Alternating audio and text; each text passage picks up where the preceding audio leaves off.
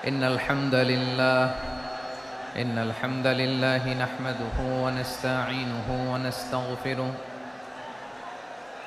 ونؤمن به ونتوكل عليه ونعوذ بالله من شرور أنفسنا ومن سيئات أعمالنا من يهده الله فلا مضل له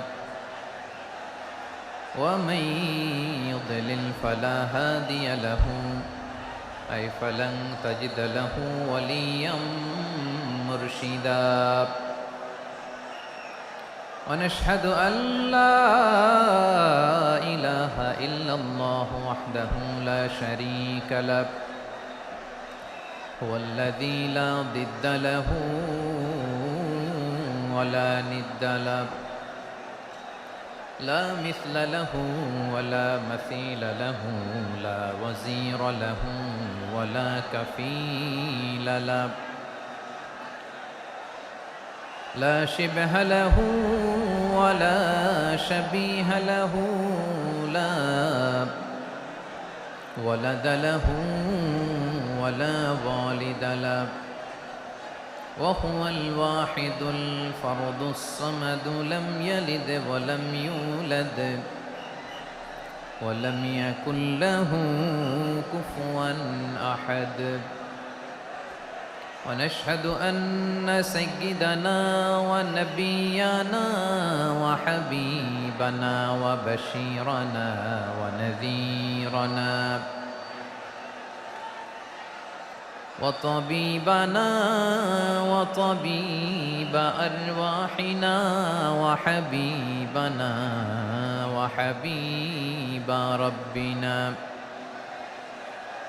محمدًا عبد الله ورسوله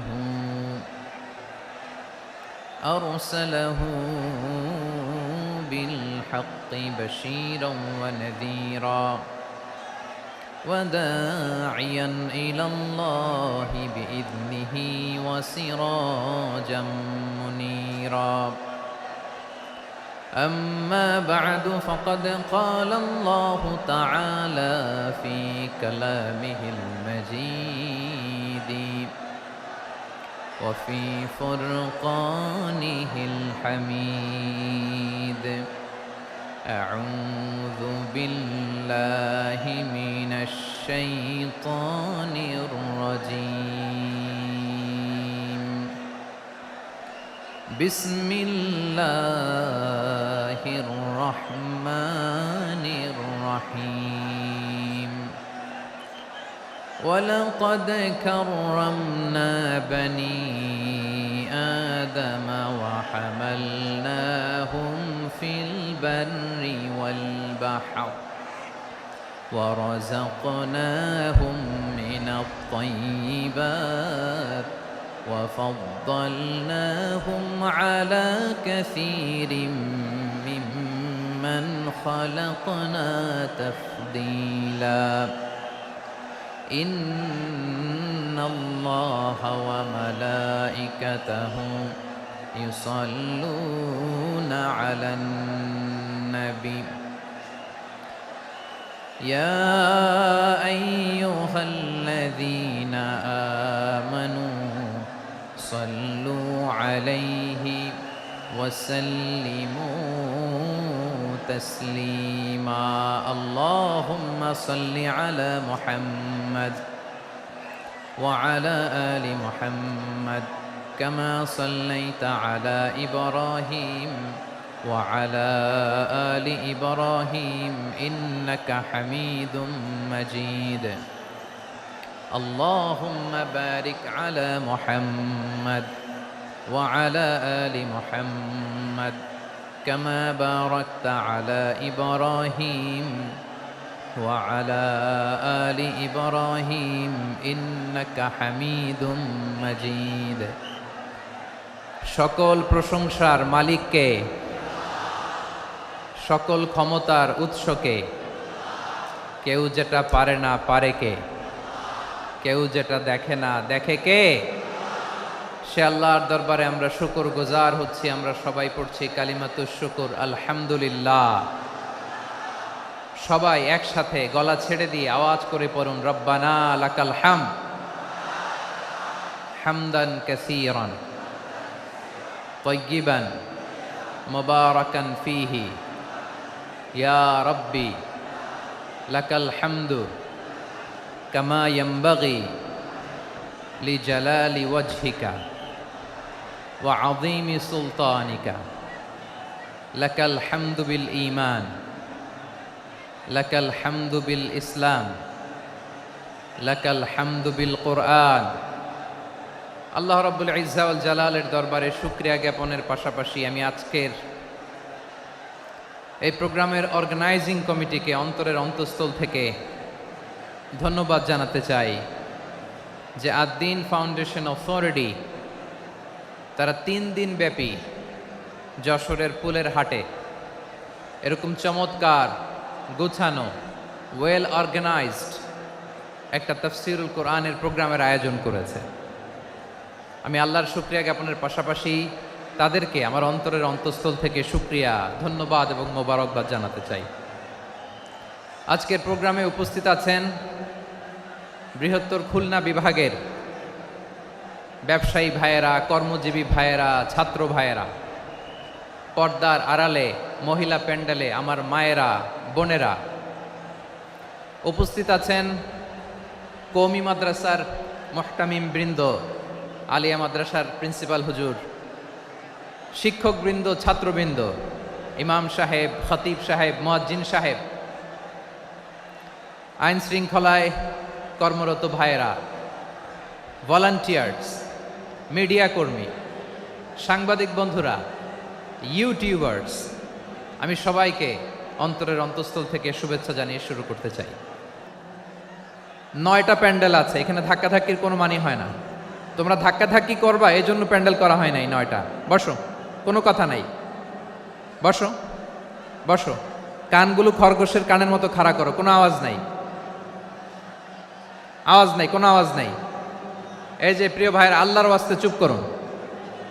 যশোরের ভাইয়েরা, আল্লাহর ওয়াস্তে চুপ করুন। আমি 10 থেকে 0 গুনবো, এরপরে যদি আওয়াজ হয় চলে যাব, আমি চলে যাব, কিন্তু কোনো আওয়াজ নাই। আমি কিছু জিজ্ঞেস করলে উত্তর দেওয়ার সময় গলা ফাটায় আওয়াজ করতে হবে, ঠিক কিনা? বাস, এর বাইরে আর আওয়াজ নাই। 10 থেকে 0 গুনবো, হয় বসো, নয় অন্য প্যান্ডেলে যাও, কোনো আওয়াজ হবে না। 10, 9, 8, 7,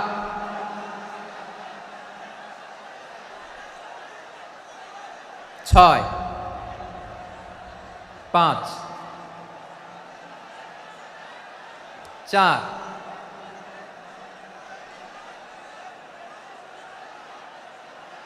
3, 2, 1, 0। প্রিয় ভাইয়েরা, অনেক আলোচনা হয়েছে 3 দিন ব্যাপী। দেশ বরেণ্য, প্রথিতযশা ওলামায়ে হজরতের মুখে আপনারা অসংখ্য কথা শুনেছেন। আমলের জন্য এগুলোই যথেষ্ট, নতুন করে আমার বলার কিছুর দরকার নাই। নতুন করে উপস্থাপনের মতো বলার মতো আমার কাছে কিছু নাইও। যা বলার 1500 বছর আগে আল্লাহ তাআলা উম্মাকে বলে দিয়েছেন, ঠিক কিনা? এমন কিতাব দান করেছে যে কিতাবে ভুল নাই, যতই পড়ি ততই শেখা যায়। বিয়ন্ডলেস, বাউন্ডলেস, বটমলেস, কুল কিনারা নাই, কুল কিনারাবিহীন সাগর, পড়েন সুবহানাল্লাহ। গত 3 দিন ধরে স্কলাররা যে সমস্ত বিষয়ে কোরআন সুন্নাহর আলোকে আলোচনা করেছে, আমরা যেন সেগুলোর উপর আমল করতে পারি। আল্লাহ তৌফিক দান করুক, আমরা পড়ি আমিন। আসুন, এখানে আসার, বসার, এই প্রোগ্রামে অংশগ্রহণ করার উদ্দেশ্যকে, নিয়াতকে আমরা খালিস করে নেই। আজকে আমরা যা শুনবো, শিখবো, আমলের নিয়তে শুনবো, ঠিক কিনা বলেন? শেষ পর্যন্ত নীরবতা বজায় রাখবো। আমি উঠবো, আপনারা উঠবেন, এর আগে ওঠা যাবে না। স্কেজিউলে একটু চেঞ্জ এসেছে, এশার সালাত হয়নি। আমার আলোচনার পরপরই আজান হবে, এশার সালাতে আমরা জামাতে অংশগ্রহণ করে একসাথে বিদায় নেব ইনশাল্লাহ বলেন। বিশৃঙ্খলা করলে আমার বুঝাতে পয়েন্টগুলো শেয়ার করতে দেরি হবে, আর এই যে এরকম নীরব নিস্তব্ধ থাকলে সুবিধা হবে। আল্লাহর ওয়াস্তে বি স্মার্ট, জায়গা না হলে চলে যাবেন, আওয়াজ করবেন না, ভলান্টিয়াররাও আওয়াজ নয়, ইশারা ইঙ্গিতে। প্রিয় ভাইয়েরা, যে টপিকটি নিয়ে আমি আপনাদের সামনে আজকে কথা বলতে চাই, টপিকটি অনেক গুরুত্বপূর্ণ। টপিকটি হচ্ছে হিউম্যান রিসোর্স ডেভেলপমেন্ট, মানব সম্পদ উন্নয়ন। কারণ আল্লাহ তাআলা আমাদের যা দেখ আর না দেখ এটা দিছে, মানুষ আর মানুষ, 18 কোটি মানুষ, ঠিক কিনা? এই 18 কোটি জনসংখ্যার দেশে বসবাস করে আমরা খুশি না বেজার? খুশি হইতে হবে, বেজার হইেন না। জাপানের খবর জানেন? তাদের গ্রোথ রেট নিচের দিকে, উল্টো, জনসংখ্যা নাই। বাচ্চা নিলে, সন্তান নিলে গভর্নমেন্ট তাদের টাকা দেয়। আমাদেরকে আল্লাহ তাআলা দয়া করে মায়া করে এই সম্পদটা দিয়েছেন। এই মানব সম্পদকে যেন আমরা কাজে লাগাই ইনশাআল্লাহ। পড়েন সবাই। হিউম্যান রিসোর্স ডেভেলপমেন্ট অনেক জনগুরুত্বপূর্ণ বিষয়, খুব সেন্সিটিভ বিষয়, বুঝতে হবে। যশোরের স্মার্ট ছেলেরা, এই যে আমি যাদেরকে দেখতে পাচ্ছি, all are the gen Z of Jessore. যারা জেন জি, ওরা স্মার্ট, ওরা ইশারা ইঙ্গিতে কাজ করে। এই যে পুরো গদি উল্টায় দিছে, ঠিক কিনা? 24-এর ছাত্র নাগরিক অভ্যুত্থান আমাদের দেখিয়ে দিচ্ছে কিভাবে চোখের ইশারায় গদি উল্টে দিতে হয়। তো এই জেনজিদের নিয়ে বসেছে, ওরা তো স্মার্ট, ওরা ডিস্টার্ব করবে না। মেহরবানি করে আমার সাথে কানেক্ট করো, 1 to 1, brain to brain, eye to eye contact করো আমার সাথে। তাকাও, কষ্ট হলো আমার দিকে তাকাও, আওয়াজ করা যাবে না, আমার দিকে তাকাও। প্রিয় ভাইয়েরা, হিউম্যান রিসোর্স ডেভেলপমেন্টের ব্যাপারে কিছু কথা বলবো। এই যে আমাদের বিশাল জনসংখ্যা, এই জনসংখ্যাকে কি করে জনসম্পদে রূপান্তরিত করা যায় এ ব্যাপারে কথা বলবো। আমি সূরাতু বনী ইসরাইলের 70 নম্বর আয়াত তেলাওয়াত করেছি। এই আয়াতের আলোকে কিছু কথা আমি আপনাদের সামনে বলবো। আল্লাহ তাআলা ইরশাদ করছেন, ওয়ালাকাদ কাররামনা বনী আদম ওয়া হামালনাহুম ফিল বাররি ওয়াল বাহরি ওয়া রাযাকনাহুম মিনাত তাইয়্যিবাত ওয়া ফাদ্দালনাহুম আলা কাসীরিম মিম্মান খালাকনা তাফদীলা। পড়েন আল্লাহু আকবার। রব্বুল আলামিন বলেন, ওয়ালাকাদ কাররামনা বনী আদম, আমি বনী আদমকে সম্মানিত করেছি, বনী আদমকে মর্যাদা দিয়েছি। ওয়া হামালনাহুম ফিল বাররি ওয়াল বাহর, বনী আদমকে জলে স্থলে, স্থলে এবং সমুদ্রে চলাচলের বাহন দিয়েছি। ওয়া রাযাকনাহুম মিনাত তাইয়্যিবাত, তাদেরকে পবিত্র রিজিকের বন্দোবস্ত করেছি। ওয়া ফাদ্দালনাহুম আলা কাসীরিম মিম্মান খালাকনা তাফদীলা, আর আমি আল্লাহ যাদেরকে সৃষ্টি করেছি তাদের মধ্য থেকে বনী আদমকে আমি শ্রেষ্ঠ বানিয়েছি। আমরা শ্রেষ্ঠ, আমরা আশরাফুল মাখলুকাত। আমরা কি? এই যে এমনি চিল্লাচিল্লি করে, জিজ্ঞাসা করলে বলে না। আমরা আশরাফুল মাখলুকাত। আমরা কি? শ্রেষ্ঠ, সবার চেয়ে সেরা। আমাদের মতো করে আল্লাহ কাউকে বানায় নাই। 2 পায়ে ভর করে, শির দ্বারা এরকম স্ট্যান্ড রেখে মাথা উঁচু করে দাঁড়াতে পারে এরকম কোন প্রাণী পৃথিবীতে আছে? এজন্য আল্লাহ বলেন, ওয়ালাকাদ কাররামনা বনী আদম, আমি বনী আদমকে সম্মানিত করেছি, তাদেরকে আমি মর্যাদা দিয়েছি। তাদেরকে আমি যত মর্যাদা দিয়েছি আমার কোন সৃষ্টিকে এত মর্যাদা দেই নাই। পড়েন সুবহানাল্লাহ। I have dignified the status of the sons of Adam. আদমের সব সন্তানের মর্যাদা আমি বাড়িয়েছি। আল্লাহ এখানে বলেননি ওয়ালাকাদ কাররামনাল মুমিনিন, আমি মুমিনের মর্যাদা বাড়িয়েছি, বলেছেন? আল্লাহ এখানে বলেন নাই ওয়ালাকাদ কাররামনাল মুসলিমিন, আমি মুসলিমের মর্যাদা বাড়িয়েছি। আল্লাহ বলেছেন ওয়ালাকাদ কাররামনা বনী আদম, আমি বনী আদমের সম্মান বাড়িয়েছি। হোক সে মুমিন কিংবা কাফের, মুসলিম কিংবা মুশরিক, আস্তিক কিংবা নাস্তিক, আরব কিংবা অনারব, যেই হোক না কেন, আদম সন্তান সবগুলার মর্যাদা বাড়ায় দিয়েছে কে? সবার মর্যাদা আল্লাহ বাড়িয়েছে। মানুষ হিসেবে মর্যাদা। বিশ্বনবী ইসা ইসলাম ইহুদির লাশ দেখে দাঁড়িয়ে গেলেন। কার লাশ? আমার যশোরের ভাইয়েরা আওয়াজ করে বলুন, কার লাশ? ইহুদির লাশ দেখে দাঁড়ায় গেলেন। সাহাবারা বললেন, ইয়া রাসূলুল্লাহ, আপনি দাঁড়ালেন যে, এটা তো ইহুদির লাশ। বিষ্ণু বললেন আওয়ালাইসাত নাফসান, এটা কি মানুষ নয়? এটা হোক ইহুদি হোক খ্রিস্টান, এটা তো মানুষ। আমি মানুষ দেখে দাঁড়িয়েছি। আই স্যালিউট দ্য হিউম্যানিটি, আমি মানবতাকে সম্মান করেছি। পড়েন সুবহানাল্লাহ। তাহলে এই জমিনে মানুষের মর্যাদা বেশি, হোক আস্তিক হোক নাস্তিক হোক মুমিন কিংবা কাফের। আদমের সন্তান হলে মানুষ হলেই তার মর্যাদা বাড়িয়েছে কে?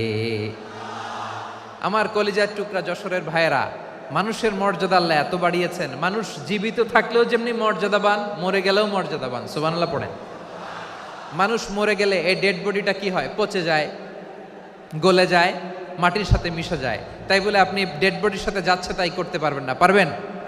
কেউ যদি অন্যায় করে তাকে যদি আপনি শাস্তির আওতায় আনেন, যা মনে চায় করতে পারবেন না। তারা আগুন দিয়ে পোড়াতে পারবেন না, নাক কাটতে পারবেন না, কান কাটতে পারবেন না, অঙ্গ বিকৃতি করতে পারবেন না। কারণ মানব জাতির মর্যাদা স্বয়ং দিয়েছে কে? ডেড বডি পচে যাবে, গলে যাবে।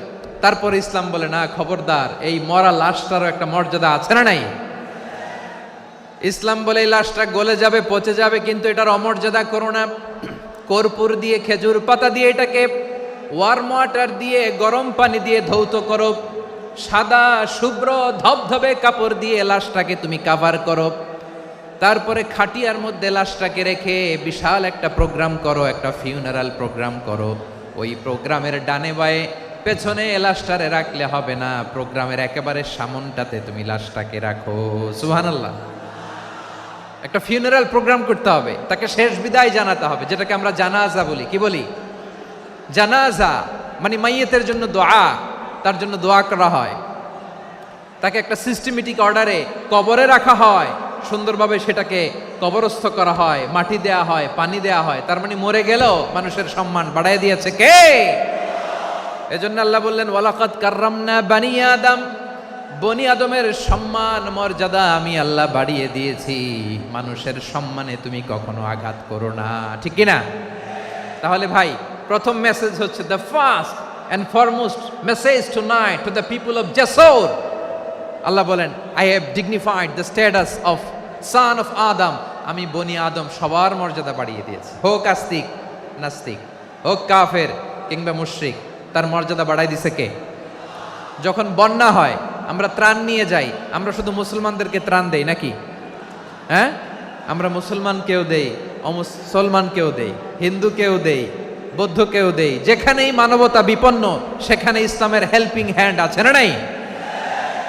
সুবহানাল্লাহ। কি দিন আমরা পেয়েছি, কি বিধান আমরা পেয়েছি। ওয়ালাকাদ কাররামনা বানি আদম, আমি বনি আদমকে সম্মানিত করেছি। এরপর আল্লাহ বললেন ওয়া হামালনাহুম ফিল বাররি ওয়াল বাহর, মানুষকে স্থলে এবং সমুদ্রে চলাচলের বাহন আমি দিয়েছি। স্থলে কিভাবে চলবে, জলে কিভাবে চলবে, এই বাহনের ব্যবস্থা করেছে কে? এই জেনজি, এই স্যামড়া, ইরাম করতেছো কিসের জন্য? হ্যাঁ, ইরাম করলে চলবি? হ্যাঁ, বস বস বস বস। আওয়াজ করতেছো কেন? দিবা না, কথা বলতে দিবা না আমাকে? তো এইটা বুঝি তোমাদের ভালোবাসার নমুনা? তোমাদের ভালোবাসার কারণে যদি আমি কোথাও দাঁড়াতেই না পারি, কোথাও বসতে না পারি, কোথাও দুটা কথা বলতে না পারি, এই ভালোবাসা দিয়ে কি হবে আমার? বরং ঘামতে ঘামতে ঘর্মাক্ত হব, রক্তাক্ত হব। কিন্তু সেন্ট্রাল থেকে, সেন্ট্রালি যে ইনস্ট্রাকশন আসবে, সেই ইনস্ট্রাকশনের এক চুল আমরা ডানে বায়ে যাব না। এইটা গণজাগরণের জন্য এইটা দরকার, ইসলামী বিপ্লবের জন্য এইটা দরকার। তো আধা ঘন্টা ধরে যদি তোমাদেরকে থামানোই না যায়, এই লস্কর দিয়ে আমি কি করব? আল্লাহর ওয়াস্তে নো নো নো স্লোগান, চুপচাপ একেবারে আমার দিকে তাকাও। আল্লাহ বললেন ওয়া হামালনাহুম ফিল বাররি ওয়াল বাহর, জলে স্থলে আমি চলাচলের যানবাহনের ব্যবস্থা করেছি। আমরা স্থলে ঘোড়ার উপরে চড়ি, উটের উপরে চড়ি, গাড়ির উপরে চড়ি। এই যে গাড়ির ইঞ্জিন বানাইছি আমরা, এটার মেধা দিয়েছে কে? আবার সাগরের মধ্যে আমরা নৌযান, জলযান, বড় বড় জাহাজ দিয়ে এক মহাদেশ থেকে আরেক মহাদেশ যাই, এক দেশ থেকে মালামালগুলো আরেক দেশে পাঠাই। সাগরের ভেতরে নৌকাগুলোরে ধরে রাখলো কে? ওয়াল ফুলকিল্লাতী তাজরি ফিল বাহরি বিমা তানফাউন নাস। মানুষের উপকার আছে এরকম সরঞ্জামাদি নিয়ে সাগরের উপরে বিশাল বিশাল জলযানগুলো চলে, এগুলো ডুবে যায় না, কাত হয়ে যায় না, পড়ে যায় না। এগুলোকে স্থিতিস্থাপকতাকে ঠিক করে রাখলো কে? আপনারা জাহাজ দেখেছেন? জাহাজ, হ্যাঁ, বাড়ি চট্টগ্রাম হইলে দেখতে পারতেন। দেখছেন?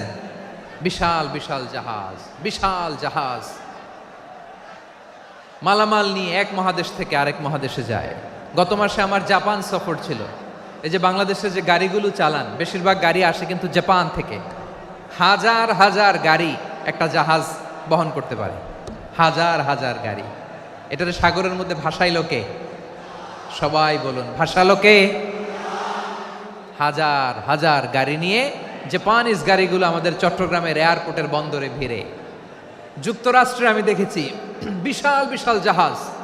আপনারা টাইটানিক জাহাজের নাম শুনেছেন? টাইটানিকেরও 8 গুণ 10 গুণ বড়।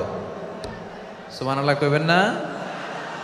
টাইটানিক জাহাজের 8 গুণ 10 গুণ বড় একটা জাহাজ আছে, আইকন অফ দ্য সি। আমি দেখে এসেছি। রয়্যাল ক্যারিবিয়ান দেখে এসেছি। সাগরের সামনে জেটিতে যখন দাঁড়ালাম, জাহাজটা যখন যায়, আমার মনে হচ্ছে একটা শহর, গোটা শহর, the entire city is floating on the water. পুরো একটা শহর মনে হয় পানির উপর দিয়ে ভেসে যাচ্ছে। পড়েন সুবহানাল্লাহ। এই যে আইকন অফ দ্য সি, এই ক্রুজ, এই জাহাজটা, এটার ভিতরে স্টেডিয়াম আছে। কিসের ভিতরে স্টেডিয়াম? কথা বুঝে নাই বোধহয়। স্টেডিয়াম কিসের ভিতর? সুইমিং পুল আছে, শপিং মল আছে, রেস্টুরেন্ট আছে, ক্লাব আছে, 3000 4000 রুম বিশিষ্ট, কক্ষ বিশিষ্ট হোটেল আছে।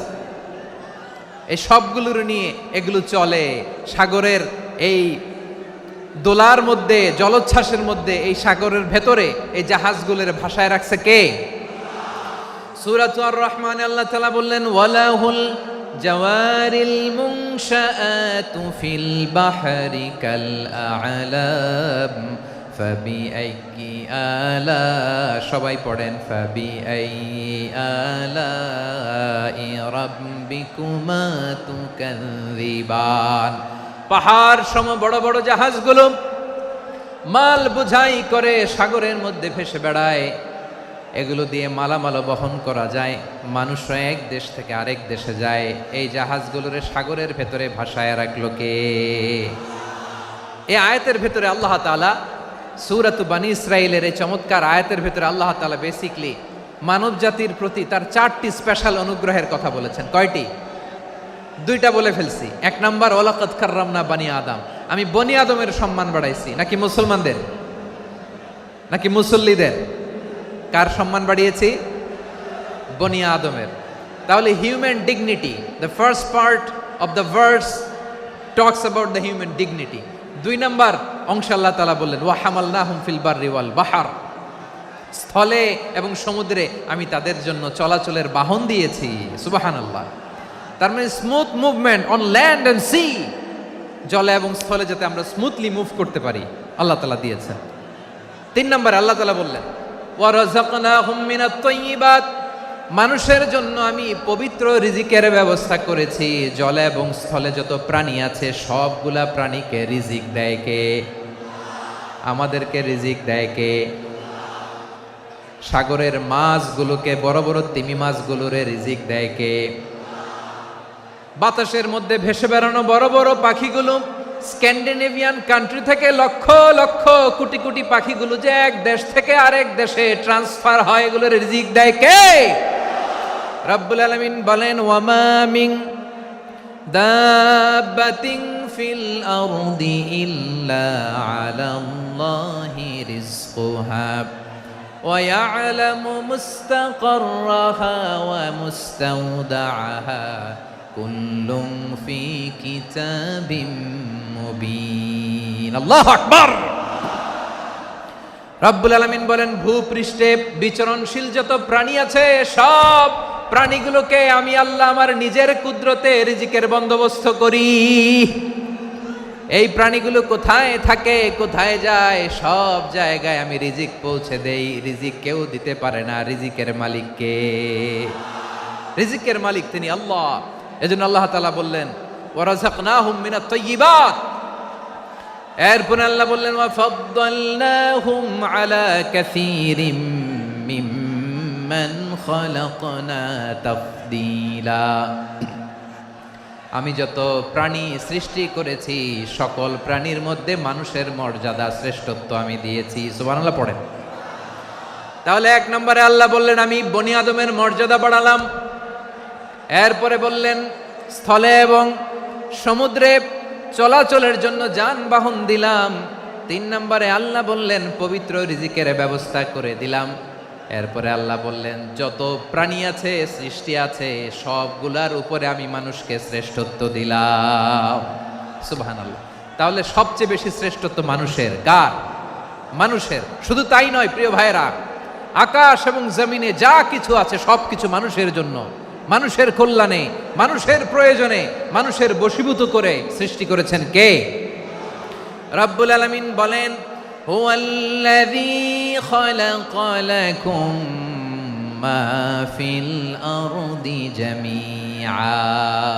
এই জমিনের মধ্যে যা কিছু আমি আল্লাহ সৃষ্টি করেছি সব কিছু আমি মানুষের জন্য সৃষ্টি করেছি। পড়েন সুবহানাল্লাহ।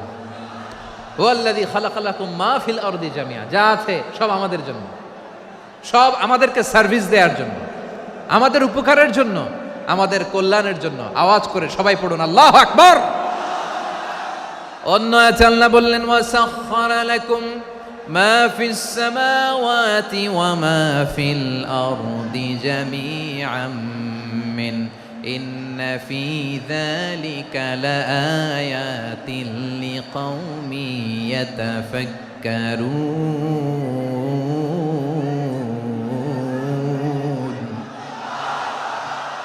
প্রথমে আয়াতে আল্লাহ বললেন জমিনে যা আছে সব তোমাদের কল্যাণে আমি সৃষ্টি করলাম।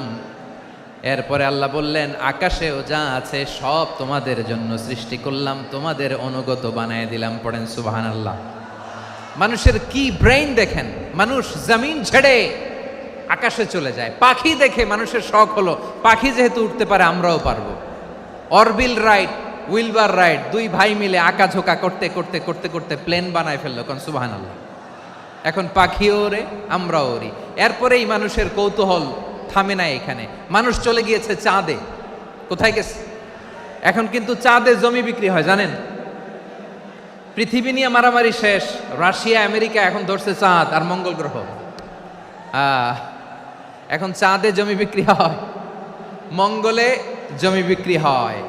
এই চাঁদ, মঙ্গল, বৃহস্পতি, শনি সব আল্লাহ তাআলা আমাদের জন্য বানিয়েছেন। সুবহানাল্লাহ পড়েন। মানুষ সাগরের উপরে চড়ে, শূন্যে ভেসে বেড়ায়, পাহাড় কেটে সুড়ঙ্গ বানায়, টানেল বানায়। মানুষ ব্রডব্যান্ডের লাইন নিয়ে যায় সাগরের ভেতর দিয়ে, এক দেশ থেকে আরেক দেশে, এক মহাদেশ থেকে আরেক মহাদেশে। সুবহানাল্লাহ পড়েন। তার মানে গোটা বিশ্বের সব কিছুর উপরে control, superiority over all creatures, সব কিছুর উপর কন্ট্রোল, মনিটরিং, নিয়ন্ত্রণ, এটা প্রতিষ্ঠা করে দিয়েছে কে? এজন্যই মানুষের শ্রেষ্ঠত্ব। ওয়ালাকাদ কাররামনা বানি আদম, আমি বনি আদমের সম্মান বাড়িয়েছি, মর্যাদা আমি বাড়িয়ে দিয়েছি এই কারণে, কারণ মানুষ সব কিছুর উপর নিয়ন্ত্রণ নিতে পারে। মানুষকে নিয়ে এই কোরআনের সব আলোচনা, মানুষকে নিয়ে এই কোরআনের সব। তাই কোরআনের কেন্দ্রীয় আলোচ্য বিষয় হচ্ছে মানুষ। কোরআনের কেন্দ্রীয় আলোচ্য বিষয় কি? যশোরের ভাইয়েরা বুঝে থাকলে সবাই বলবেন কোরআনের কেন্দ্রীয় আলোচ্য বিষয় কি? এই যে আমি মূল আলোচনায় যাচ্ছি এখন। কেন মানুষ কোরআনের কেন্দ্রীয় আলোচ্য বিষয়? যশোর আওয়াজ করে বলো, কোরআনের কেন্দ্রীয় আলোচ্য বিষয় কি? মানুষ। এই মানুষ কোরআনের কেন্দ্রীয় আলোচ্য বিষয়। মানুষকে আল্লাহ স্বাধীনতা দিয়েছেন। ফামান শাআ ফালইউমিন ওয়া মান শাআ ফালইয়াকফুর। চাইলে মুমিন হতে পারো, চাইলে কাফের হতে পারো, তোমার ইচ্ছা। তবে জেনে রাখো মুমিন হলে পাবা জান্নাত, কাফির হলে পাবা জাহান্নাম। নাও দ্য ডিসিশন ইজ ইয়ার্স। সিদ্ধান্ত তোমার, জান্নাতে যাবা না জাহান্নামে যাবা। যশোরের ভাইয়ের আওয়াজ করে বলুন, কই যেতে চান, জান্নাতে না জাহান্নামে? ডান দিকে না বাম দিকে? ডানপন্থী না বামপন্থী?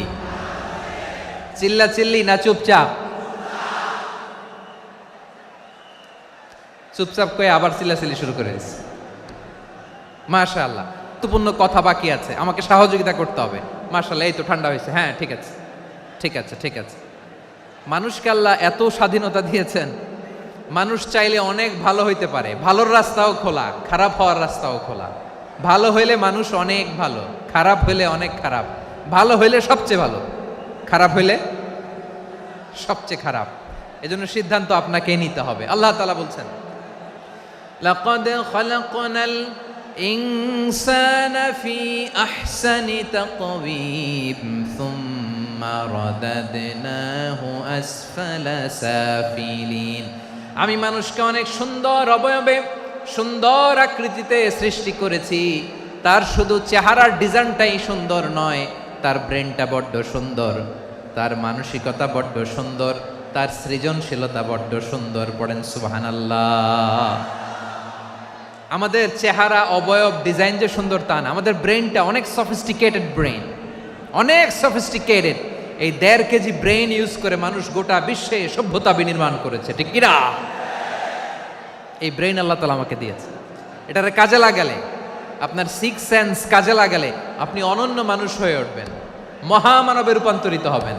মানুষ হতে পারে, চাইলেই মহামানব হতে পারে। আবার যদি মানুষ চায় খারাপও হতে পারে। আল্লাহ বললেন শুধু ভালোই না, ভালো হতে চাইলে অনেক ভালো তুমি হতে পারো, আবার খারাপ হতে চাইলে অনেক খারাপ তুমি হতে পারো। সুম্মা রাদাদনাহু আসফালা সাফিলিন। খারাপ হলে একেবারে খারাপ হতে পারো, নিকৃষ্ট হলে একেবারে নিকৃষ্ট হতে পারো, ভালো হলেও ভালো হতে পারো। কোন সুবহানাল্লাহ। এবার আওয়াজ করে বলুন, ভালো হতে চাই না খারাপ, শ্রেষ্ঠ না নিকৃষ্ট? মানুষ ভালো হলে মানুষ ফেরেশতার চেয়েও ভালো, মানুষ খারাপ হলে সে পশুর চেয়েও খারাপ। কথা ঠিক কিনা বলেন? ভালো হলে ফেরেশতার চেয়েও ভালো, খারাপ হলে পশুর চেয়েও নিকৃষ্ট। তার মানে শ্রেষ্ঠত্বে মানুষ, শ্রেষ্ঠত্বে ফেরেশতাকে হার মানায়, আর অধপতনে শ্রেষ্ঠত্বে ফেরেশতাকে ছাড়িয়ে যায়, আর অধপতনে পশুকেও হার মানায়।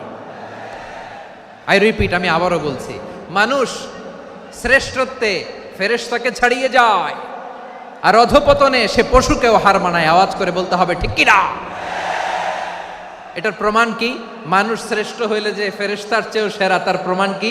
আল্লাহ তাআলা বলছেন, ওয়া ইয কুলনা লিল মালাইকাতি ইসজুদু লি আদম ফাসাজাদু ইল্লা ইবলিস আবা ওয়াস্তাকবারা ওয়া কানা মিনাল কাফিরিন।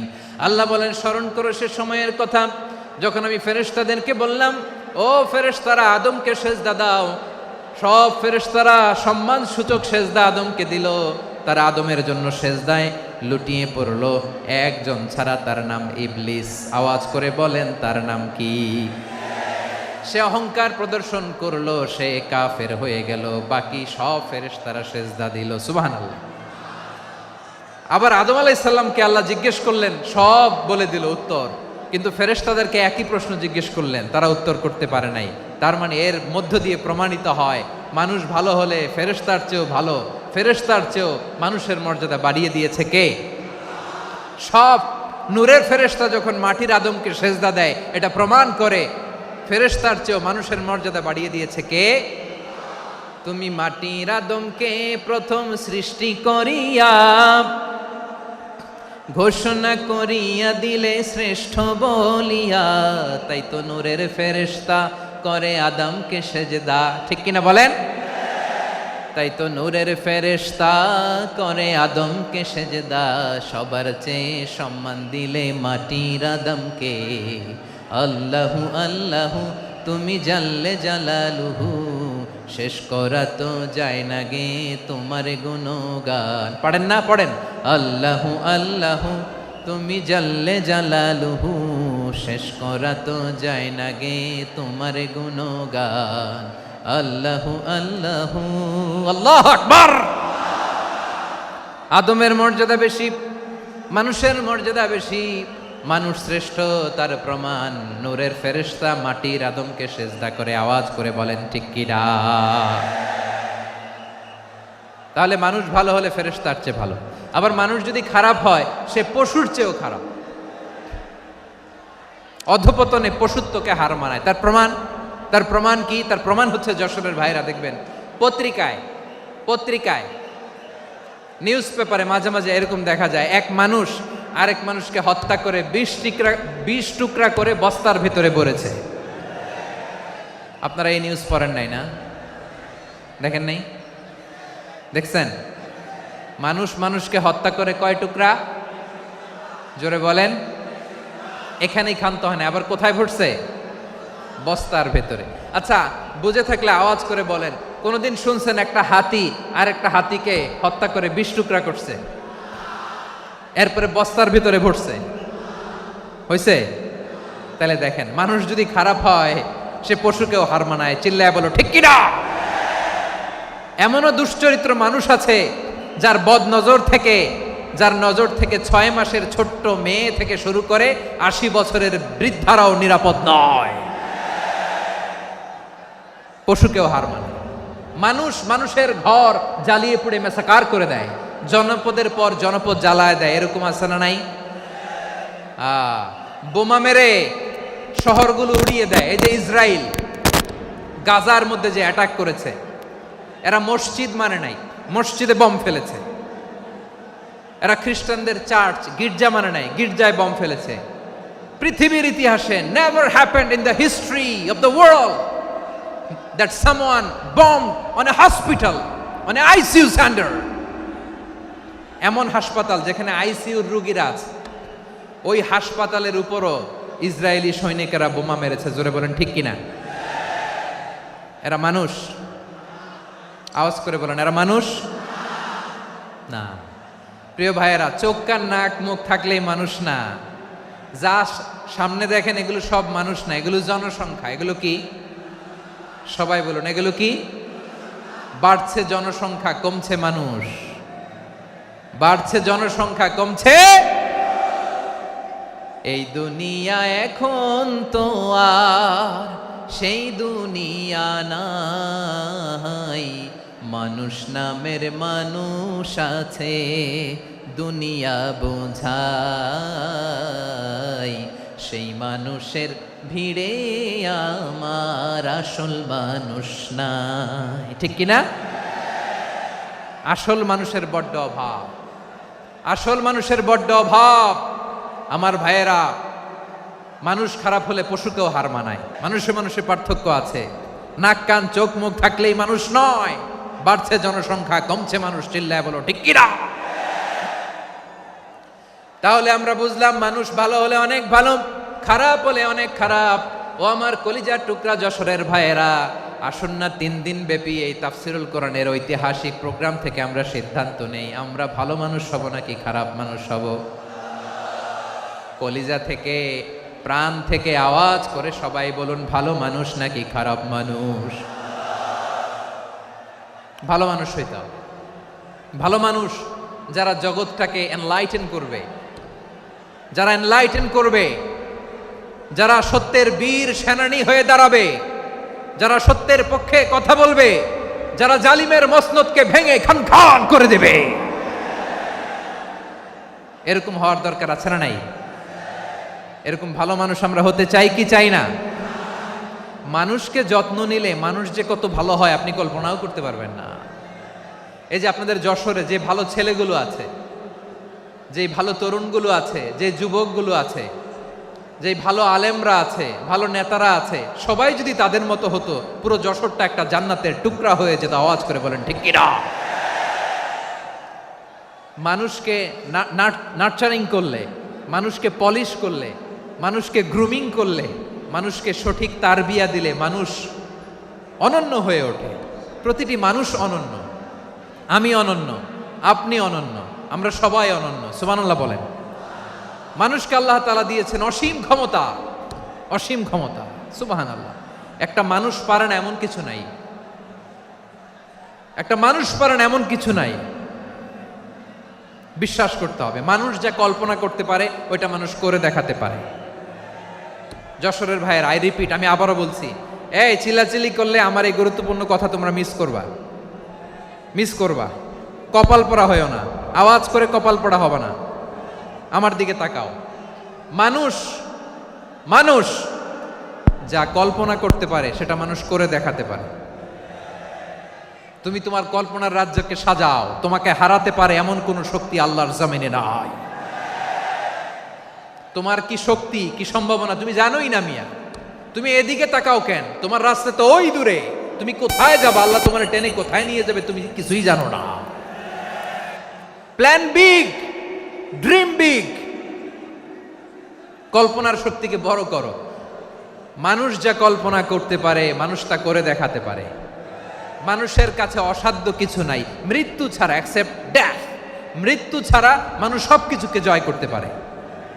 মৃত্যু ছাড়া যে কোনো অসাধ্যকে সাধন করার ক্ষমতা মানুষকে দিয়ে দিয়েছে কে? হারার জন্য তোমার জন্মই হয় নাই, তোমার জন্ম হয়েছে জিতার জন্য, বিজয়ের জন্য তোমার জন্ম। মানুষের শুরুটাই হয় বিজয় দিয়ে। যশোর, আওয়াজ করে বলো, মানুষের শুরু হয় কি দিয়ে? আমরা যখন আমার পিতার পৃষ্ঠদেশে ছিলাম, পিতার পৃষ্ঠদেশ থেকে শুক্রাণু যখন মায়ের গর্ভদেশে যেয়ে পড়ে, কতটা শুক্রাণু ভ্রমণ শুরু করে জানো? 20 কোটি শুক্রাণু। একবার সিমেন আউট হলে সেখানে 20 কোটি শুক্রাণু থাকে, ভ্রমণ শুরু করে। ওই 20 কোটি শুক্রাণুর মধ্যে থেকে তুমি আমি আজকে এক বিকশিত শুক্রাণু মানব রূপে পৃথিবীতে এসেছি। সুবহানাল্লাহ। ওই 20 কোটি শুক্রাণুর প্রতিযোগিতায় সবাইরে পেছনে ফেলে সেদিন আমি সফল হয়েছিলাম, সেদিন আমি বিজয়ী হয়েছিলাম। সেদিন আমি এত ছোট ছিলাম মাইক্রোস্কোপ দিয়েও আমার অস্তিত্ব টের পাওয়া যায় না। আমি এত তুচ্ছ ছিলাম, নগণ্য ছিলাম। আমার কান ছিল না, আমার চোখ ছিল না, আমার হাত ছিল না, আমার জন্য রিকমেন্ডেশন করার মতো মামু ছিল না, খালা ছিল না, কেউ ছিল না। তারপরেও ওই প্রতিযোগিতায়, ওই কম্পিটিশনে যখন আমারে কেউ হারাতে পারে নাই, আল্লাহর জমিনেও আমারে কেউ হারাতে পারে না। হারার জন্য তোমার জন্মই হয় নাই, তুমি আসছই জিতার জন্য। সুবহানাল্লাহ।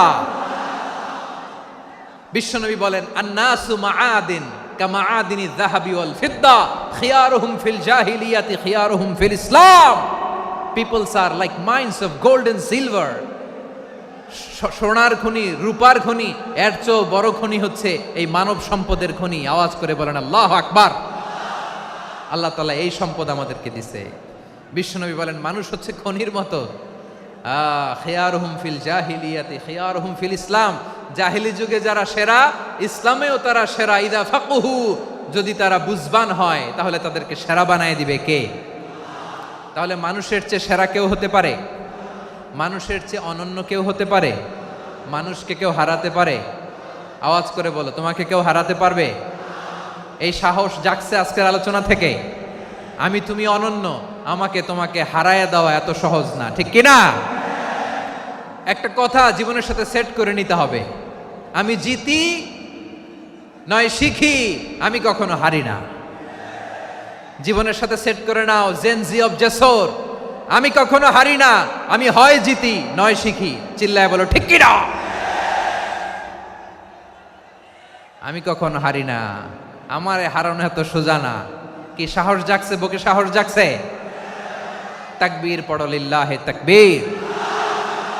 তাহলে বিশ্বনবী বললেন, নাসু মাআদিন, মানুষ হচ্ছে খনি।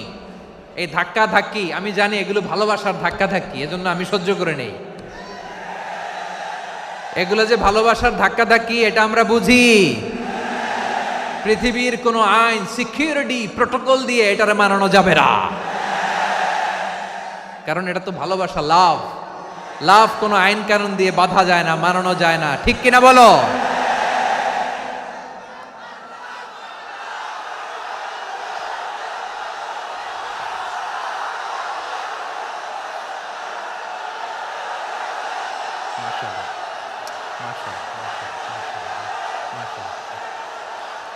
ঠিক আছে, বসুন বসুন বসুন। আল নাসু মাআদিন, মানুষ হচ্ছে খনি।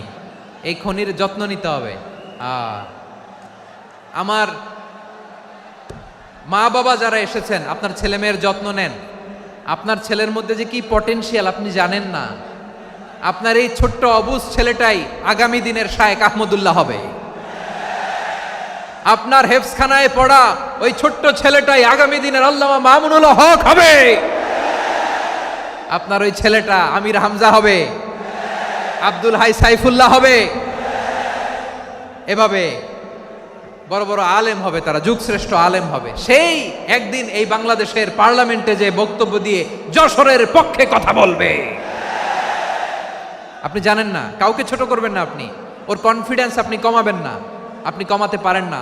প্যান্ডেলে আমার যে মা বোনেরা আছেন, ছেলে মেয়েদেরকে কখনো ছোট করে কথা বলবেন না। ও যে কোথায় যাবে আপনি জানেন না, আপনি মা হয়ে তাকে সাহস দিবেন, তার কল্পনার জগৎটাকে সাজাতে তাকে উৎসাহিত করবেন, ঠিক কিনা বলেন? আর আমার প্যান্ডেলের আমার প্রিয় শ্রদ্ধাশীলা মায়েরা বোনেরা, আপনারা তো আরো দামি সম্পদ। বিশ্বনবী বলেন, আর দুনিয়া কুল্লুহা মাতা।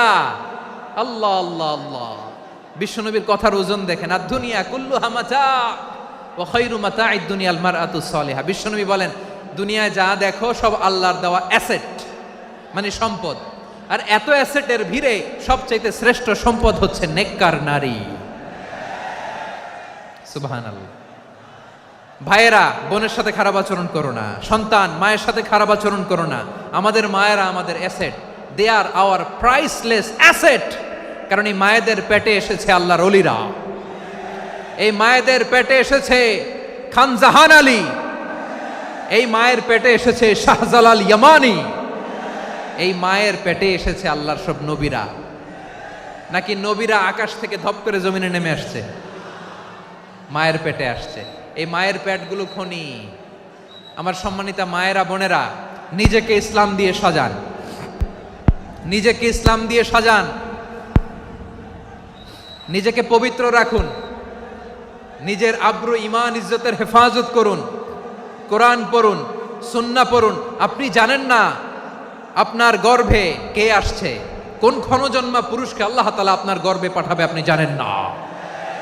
মায়েরা নিজেদেরকে পবিত্র রাখুন, ইসলাম চর্চা করুন, কোরআন চর্চা করুন, নৈতিকতা দিয়ে নিজেকে সাজান। যশোরের জেনজি, নিজেদেরকে প্রস্তুত রাখো আগামীর বাংলাদেশের জন্য। নৈতিকতা, মোরালিটি, ভ্যালিউজ দিয়ে নিজেকে সাজাও, ইসলাম দিয়ে নিজেকে সাজাও। কারণ আগামীর বাংলাদেশ ইসলামের বাংলাদেশ। বাংলাদেশের আসল পরিচয় ইসলাম। বাংলাদেশের আসল পরিচয় কি? সবাই বলে না। বাংলাদেশের আসল পরিচয় কি? এই ইসলাম নিয়ে আমরা সংসদ ভবন সাজাবো, রাজি আছি না নাই? শেকড় ভুলে যাওয়া যাবে না। আমরা ধাপে ধাপে শারিয়া আইনের দিকে যাব ইনশাআল্লাহ, কিন্তু জঙ্গিবাদ দিয়ে নয়, কট্টরপন্থা দিয়ে নয়। আমরা ইন্টেলেকচুয়ালি, গ্রাজুয়ালি, ধাপে ধাপে শারিয়া আইনের দিকে মুভ করব ইনশাআল্লাহ। বলো লিল্লাহি তাকবীর। এদেশের আসল পরিচয় সবাই বলে না, আওয়াজ করে, এদেশের আসল পরিচয়। এদেশে আজান শুনে সূর্য ওঠে শহর গ্রামে, এদেশে আজান শুনে সূর্য ডুবে সন্ধ্যা নামে, এদেশে সকল কাজে সবাই বলে বিসমিল্লাহ, এদেশে ভালো কিছু দেখে শুনে হাসি মুখে সবাই বলে মাশা আল্লাহ। সুবহানাল্লাহ সুবহানাল্লাহ সুবহানাল্লাহ সুবহানাল্লাহ সুবহানাল্লাহ সুবহানাল্লাহ সুবহানাল্লাহ সুবহানাল্লাহ। ও নবীন তরুণ, তোমার কিসের এত ভয়? জেনে রেখো বাংলাদেশের আসল পরিচয়। বাংলাদেশের আসল পরিচয় ইসলাম। আওয়াজ তুলে বলো, আসল পরিচয় কি? এদেশে পরস্পরে দেখা হলে দেয় সালাম, এদেশে আমজনতার হৃদয় জুড়ে পাক্কালাম, ঠিক কি না? এদেশে বিপদ এলে সর্বজনে সর্বক্ষণে দোয়া পড়ে ইন্না লিল্লাহ সুবহানাল্লাহ সুবহানাল্লাহ সুবহানাল্লাহ সুবহানাল্লাহ। এদেশে আজান শুনে সূর্য ওঠে শহর গ্রামে, এদেশে আজান শুনে সূর্য ডোবে সন্ধ্যা নামে, এদেশে সকল কাজে সবাই বলে বিসমিল্লাহ, এদেশে ভালো কিছু দেখে শুনে হাসি মুখে সবাই বলে মাশা আল্লাহ সুবহানাল্লাহ। আওয়াজ করে সুবহানাল্লাহ সুবহানাল্লাহ সুবহানাল্লাহ সুবহানাল্লাহ, সবাই একসাথে সুবহানাল্লাহ সুবহানাল্লাহ সুবহানাল্লাহ সুবহানাল্লাহ। এদেশের আসল পরিচয় কি? আওয়াজ করে বলতে ভয় লাগে। এদেশের আসল পরিচয় কি? ইসলাম দিয়ে আমাদের সংসদ ভবন চলুক, আমরা চাই কি চাই না? বঙ্গভবনে লা ইলাহা ইল্লাল্লাহর পতাকা উড়ুক, আমরা চাই কি চাই না? প্রতিটি জেলা অফিসে, ডিসি অফিসে লা ইলাহার পতাকা ঝুলুক, আমরা চাই কি চাই না? কারা কারা চাই হাত তুলে আল্লাহরে দেখায়।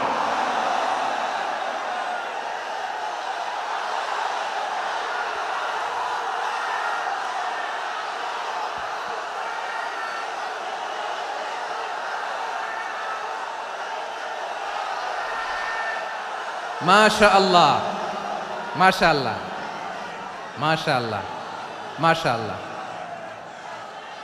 যশোর, আওয়াজ করে বলো, ভালো মানুষ না খারাপ মানুষ? বুঝে বলছো তো? মানুষ ভালো হলে যে কত ভালো। এই মানুষকে যত্ন নিলে, মানুষকে মানুষ বানালে যে সে কি হতে পারে শুনবা? হ্যাঁ, নাকি মোনাজাত দিয়ে দিব? শুনবা? তাহলে থামতে হবে। থামো, আমি যখন বলবো থামো থামো, তাকবীরের সময় দিলে তাকবীর, থামো থামো। মানুষকে যত্ন নিলে, এই এদিকে এদিকে, ড্রোন নামায় ফেলো। হয়েছে, ড্রোনের ফুটেজ হয়ে গেছে, এবার ড্রোন নামায় ফেলো। আমার দিকে তাকাও। মানুষকে, তোমরা এদিক সেদিক তাকালে তো গুরুত্বপূর্ণ পয়েন্ট মিস হয়ে যাবে। এদিকে এদিকে, হ্যাঁ ঠিক আছে, এদিকে। মানুষকে যত্ন নিলে মানুষের মধ্যে যে আল্লাহ কি পটেনশিয়াল রেখেছে। আমি জাপানের দুইটা উদাহরণ দেই। জাপানের, এইভাবে এইভাবে হবে, হয় বসো নয় পেছনে, কথা নাই, কথা তো বলাই যাবে না, হারাম কথা বলা। আজকে একেবারে চুপ, আজকের জন্য হারাম করে দিছে আমি, এই কিছু সময়ের জন্য একেবারে নিষিদ্ধ। জাপানের দুইটা উদাহরণ দেই, খেয়াল করে একটু শুনেন, বুঝবেন। আল্লাহ, 2022 সালে জাপানের সাথে জার্মানির খেলা, ফিফা ওয়ার্ল্ড কাপ 2022। এক পক্ষে জাপান, আরেক পক্ষে কোন দেশ? কথা শোনে নাই। এক পক্ষে কোন দেশ? আরেক পক্ষে সবাই। এক পক্ষে আরেক পক্ষে। ওই খেলায় জিতেছিল জাপান, জিতেছিল 22 সালের এই ফিফা ওয়ার্ল্ড কাপে। জাপান ফুটবল খেলায় জিতে, as a part of their celebration তারা খেলার পরে পুরো স্টেডিয়ামটারে ক্লিন করে। The fan base of Japan, lakh lakh মানুষ খেলা দেখতে যায়, তো এত ডাস্টবিনও তো নাই। তো যারা ডাস্টবিনে জায়গা পায় নাই, তারা এই যে চকলেটের প্যাকেট, পানির বোতল, চিপসের প্যাকেট তারা এদিকে সেদিকে রেখে দিয়েছে। জাপানের ভক্তরা, জাপানের ফলোয়াররা, as a part of their celebration তারা খেলার পরে পুরো স্টেডিয়ামের সব ময়লা আবর্জনা ক্লিন করে তারপরে বিদায় নিয়েছে। তাদেরকে কি ক্লিন করার দায়িত্ব দেওয়া হয়েছিল? এই যশোর, জাপানের যে ছেলেরা খেলা দেখতে গেছিল ওদেরকে কি ক্লিন করার দায়িত্ব দিছিল? তারা কি স্টেডিয়ামের পরিচ্ছন্নতা কর্মী? তাদের আকল, তাদের সিক্স সেন্স তাদেরকে বলেছে। ছোটবেলা থেকে জাপান গভর্নমেন্ট ওদেরকে এত পরিচ্ছন্নতা শেখায়, ক্লিনলিনেস অ্যাওয়ারনেস ক্যাম্পেইন করায়। ক্লাসে আমি দেখেছি, ক্লাসে নিজের বেঞ্চ নিজে মুছে, ক্লাসের মাঝখানে একটা সময় দেয়, নিজের টেবিল নিজে মুছে, নিজের ক্লাসরুমটা নিজে পরিষ্কার করে। রাস্তাঘাটে একটা ধুলা নাই, ময়লা নাই, একটা টিস্যু নাই। খেলার পরে গোটা বিশ্বকে তাক লাগিয়ে দিয়েছে। জাপানের ফ্যানরা সবার রেখে যাওয়া গার্বেজ, টিস্যু, বোতল পরিষ্কার করে তারপরে স্টেডিয়াম থেকে বিদায় নিয়েছে। আমরা কেন এমন হইতে পারলাম না? আমরা কেন এমন হইতে পারলাম না? জাপানের যারা এগুলো করছে ওদের 3টা করে চোখ না? চোখ তো 3টা জাপানো লাগো, জাপানো লাগো। হাত তো 4টা, কান তো 6টা। হ্যাঁ, নাকি আমার মতো 2 হাত 2 কানওয়ালা মানুষ? চোখে দেখলে ওটা মানুষ না। চিন্তা করছেন? তার মানে জাপানিজদেরকে যে গ্রুমিং করে শিখানোর মাধ্যমে পরিচ্ছন্ন বানানো গেছে, ওরা যেমনি মানুষ আমরাও মানুষ, আমাদের সন্তানদেরকে শেখালে তারাও পারবে, পারবে কিনা? 2 নম্বর উদাহরণ বলি, চট্টগ্রাম ফেনীতে যারা গিয়েছেন, মেঘনা গোমতী ব্রিজ প্রকল্প নাম শুনছেন? মেঘনা একটা ব্রিজ পার হওয়া লাগে, এই মেঘনা গোমতী, এখানে 3টা ব্রিজ কাঁচপুর সহ, এই 3টা ব্রিজের নির্মাণ কাজ, রেনোভেশনের কাজ দেয়া হয়েছিল জাপানের একটা কোম্পানিকে। কাকে? জাপানের কোম্পানির নির্মাণ শেষে 738 কোটি টাকা বেঁচে গেছিল, এটা গভর্নমেন্টের হাতে দিয়ে তারা বিদায় নিয়েছে। কত টাকা? 738 কোটি টাকা। যত প্রাক্কলিত ব্যয় নির্ধারণ করা হয়েছে সব টাকা সরকার, তৎকালীন সরকার 2019-এর সরকার, কারা ছিল তো জানেন? এই 2019-এর সরকার তাদেরকে দিয়েছে। তারা রিনোভেশন নির্মাণ শেষে 738 কোটি টাকা অতিরিক্ত বেঁচে গেছিল, এটা আবার গভর্নমেন্টের হাতে বুঝাই দিয়ে তারা বিদায় নিচ্ছে। আমরা কেন এমন হইতে পারলাম না? জাপানের ওরাও মানুষ, আমরাও মানুষ, তার মানে মানুষে মানুষে পার্থক্য আছে না নাই? আচ্ছা, জাপানের 2টা উদাহরণ দিলাম, এবার আমার দেশের 2টা উদাহরণ দিব না? বাংলাদেশের 2টা উদাহরণ দিই। 1 নম্বর উদাহরণ, গত সপ্তাহে আপনারা জানেন কক্সবাজার আমার একটা প্রোগ্রাম ছিল, তো হেলিকপ্টারে গিয়েছিলাম। ফেনী জেলা যখন পার হচ্ছি, আমি দেখলাম 3টা উইন্ডমিল চিনেন তো?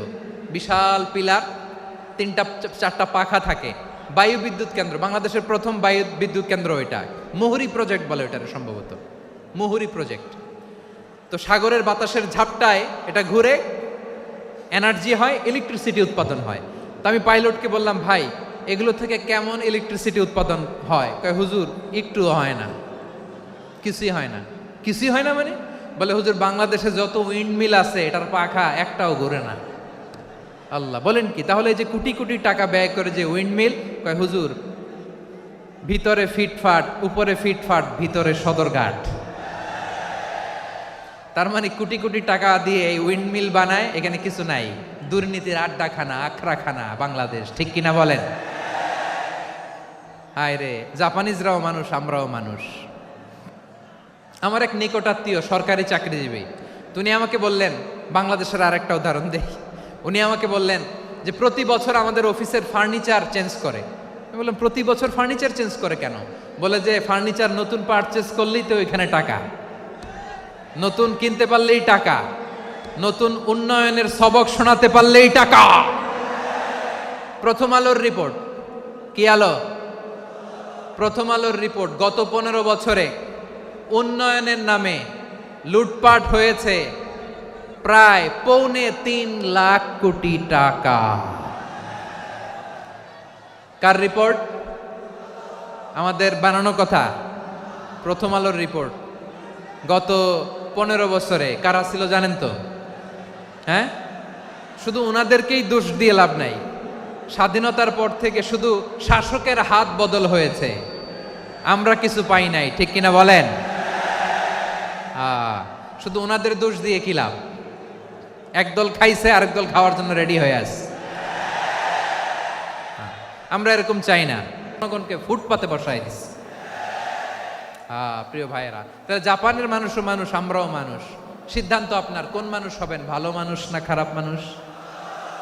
আজকের আলোচনার বিষয় হচ্ছে মানব সম্পদের উন্নয়ন, human resource development. It's a process to increase the capacity of knowledge, skill, capacity of the people of a country. একটা দেশের মানুষের জ্ঞান, তাদের দক্ষতা কি করে বাড়ানো যায়, বাড়িয়ে দেশের উন্নয়ন করানো যায়, এটাই হচ্ছে মানব সম্পদ উন্নয়নের মূল কথা। তাহলে মানব সম্পদ হচ্ছে একটা দেশের সবচাইতে শক্তিশালী পুঁজি। প্রাকৃতিক সম্পদ, খনিজ সম্পদের চেয়েও দামি হচ্ছে মানব সম্পদ। আমার প্রিয় যশোর, প্রাকৃতিক সম্পদ, খনিজ সম্পদের চেয়েও দামি সম্পদ কি সম্পদ? আল্লাহ তাআলা দয়া করে আমাদেরকে এই মানব সম্পদ দিয়েছেন। আসুন আমাদের এই মানুষগুলোকে আমরা সোনার মানুষ বানাই। রাজি আছেন তো সবাই? রাজি আছেন? মানুষ পারে না এমন কোনো কিছু নাই, চাইলে সব পারে। এজন্য মানুষকে তারবিয়া দিতে হবে, যথাযথভাবে তাদেরকে গড়তে হবে। আসুন আমরা সিরাতের আয়নায় বিশ্বনবীর জীবনী থেকে দেখি তিনি কিভাবে হিউম্যান রিসোর্সকে ম্যানেজ করতেন। যদি আপনাদের সময় হয় 2-1টা উদাহরণ দিয়ে আজকে আমি আমার আলোচনার বিদায় নিব। হবে সময় হবে কয়েক মিনিট? হ্যাঁ, শান্ত থাকবেন তো? শান্ত থাকবা? হ্যাঁ, ঠিক আছে। এই ধাক্কার মধ্যে ঢুকছে, এবার মজা বুঝতেছো তো? হ্যাঁ, মানা করছিলাম না? ঠিক আছে, টের পাও। হ্যাঁ, ঠিক আছে। যে আওয়াজ করবে আমি ওকে দেখতেছি, কে কে আওয়াজ করে দেখতেছি। শেষ কথা, শেষের দিকে চলে আসছি। বিষ্ণু ইসলাম কিভাবে হিউম্যান রিসোর্সকে ম্যানেজ করতেন, মজার কথা আছে কয়েকটা, বলে বিদায় নিব। বিশ্বনবী কিভাবে এই মানব সম্পদকে ম্যানেজ করতেন। বিশ্বনবী he was a very good talent hunter, চৌকস ট্যালেন্ট হান্টার ছিল। কার মধ্যে কি ট্যালেন্ট আছে দেখলেই বুঝে ফেলতেন। সুবহানাল্লাহ পড়বেন না?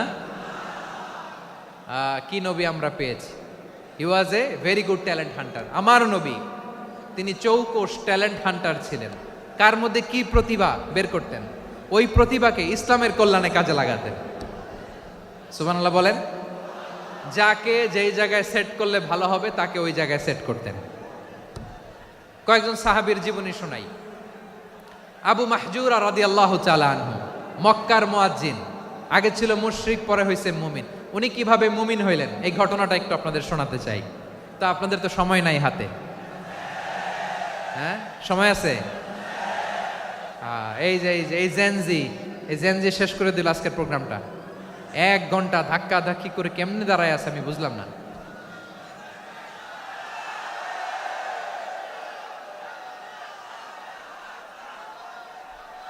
না না, তাকবিন না, চুপ করতে হবে। What I need you stop, just shut up, চুপ। হ্যাঁ, ঠিক আছে, এভাবে। আবু মাহজুরা রাদিয়াল্লাহু তাআলা আনহু কিভাবে মুসলিম হলেন আওয়াজ করে শুনেন। হুনাইনের যুদ্ধ 8ম হিজরি, বিষ্ণু ইসলাম হুনাইনের যুদ্ধ শেষে ফিরতেছেন। পথিমধ্যে বেলাল রাদিয়াল্লাহু তাআলা আনহু, এই যে আবার কথা, আই রে আল্লাহ রে, এখানে ধাক্কা ধাক্কি কেন? চলে যাও, পেছনে যাও, পেছনে যাও। কি আজীব তামাশা! যেখানে যায় এখানে ধাক্কা ধাক্কি, মারামারি, গায়ের উপরে, কাঁধের উপরে, শাউটিং। অনেক গুরুত্বপূর্ণ কথা পয়েন্ট করে নিয়ে আসে যে বলবো, এই শাউট করার কারণে প্রোগ্রামটাই নষ্ট করে দেয়। আসছে আমার ভালোবাসা দেখাইতে, প্রোগ্রামটাই শেষ করে দিয়ে চলে যায়। স্টপ। আবার কথা বল, স্টপ। হুনাইনের যুদ্ধে 8ম হিজরি, কত হিজরি? সবাই বলেন না একটু, কত হিজরি? 8ম হিজরিতে হুনাইনের যুদ্ধে রাসূল সাল্লাল্লাহু আলাইহি ওয়াসাল্লাম ফিরে আসতেছেন মদিনায়। পথিমধ্যে বেলাল রাদিয়াল্লাহু তাআলা আনহু আজান দিচ্ছেন। কি দিচ্ছেন? তো পাশে ছিল মুশরিকদের একটা পল্লী, কিছু মুশরিক তরুণ, কিছু অমুসলিম কিশোর, তারা আজানকে ব্যঙ্গ করতেছে। আমাদের বাংলায় মুখ ভেঙ্গানো বলে আর কি। বেলাল রাদিয়াল্লাহু তাআলা আনহু আজান দিচ্ছেন, ওই বাচ্চাগুলো মুশরিক, তো ওরা আজানকে ব্যঙ্গ করতেছে, বিকৃতি করে ওরাও আজান দিচ্ছে। উদ্দেশ্য হচ্ছে আজানকে নিয়ে ঠাট্টা করা। উদ্দেশ্য কি? ঠাট্টা করা। ব্যাপারটা মনে কষ্ট পাওয়ার মতো ব্যাপার না? কিন্তু বিশ্বনবী ওইখানে দেখেন কি খুঁজলেন। বিশ্বনবী খেয়াল করলেন অমুসলিম কিশোরদের মধ্য থেকে একটা কিশোরের গলাটা বড় দরাজ গলা, কণ্ঠটা বড় সুন্দর। খেয়াল করে দেখলেন যে কিছু কিশোর বেলালের আজানকে ব্যঙ্গ করে, বিকৃতি করে, কিন্তু একজনের কণ্ঠ দেখতে পাচ্ছেন না এত দূরে, কিন্তু কণ্ঠটা বড় সুন্দর, দরাজ গলা। বিশ্বনবী সাহাবীদেরকে বললেন, ধরো এগুলারে, ধরো। সবগুলারে ধরে বিশ্বনবীর সামনে আনা হলো। ওরা হাঁটু গেড়ে বসলো। বিশ্বনবী বললেন, তোমাদের মধ্যে কে যেন ব্যঙ্গ করে আজান দিচ্ছিল, তার গলাটা বড় উঁচু, গলার বেসটা বড় মজবুত, মেলোডিয়াস, সুমধুর কণ্ঠ। কে? আবু মাহজুরা বলে, আমার বন্ধুরা সবাই আমার দিকে আঙ্গুল দেখায়, আমি পড়ে গেছি বিপদে। রাসূল সাল্লাল্লাহু আলাইহি ওয়াসাল্লাম বাকি অমুসলিম তরুণদেরকে ছেড়ে দিলেন, বললেন তোমরা যাও। এবার আবু মাহজুরারে পাইছে। আবু মাহজুরার চুলের মধ্যে হাত দিলেন বিশ্বনবী, মাথায় হাত দিয়ে বললেন, এবার আজান দাও দেখি। আবু মাহজুরা বলে, আমি তো আজান দিতে জানি না, কারণ আমি তো বেলালেরটা শুইনা দিছি, আমার তো মুখস্থ নাই, আমি তো আজান দিতে জানি না। বিশ্বনবী বললেন, জানো না? তাহলে আসো, আমি তোমারে শিখাই দেই। সুবহানাল্লাহ পড়েন। আবু মাহজুরা হাঁটু গেড়ে বসে বিশ্বনবীর মোবারক হাত আবু মাহজুরার চুলের মধ্যে বিশ্বনবী আজানের মুআল্লিম আবু মাহাজুরাকে বলতেছে, ঠিক আছে তোমারে শিখাই দিচ্ছি, আমি যা যা বলবো আমার সাথে সাথে বলো, পারবা? আবু মাহাজুরা বলে, পারবো। বিশ্বনবী আজান দিচ্ছেন, মাথায় হাত দিয়ে আল্লাহু আকবার, আল্লাহু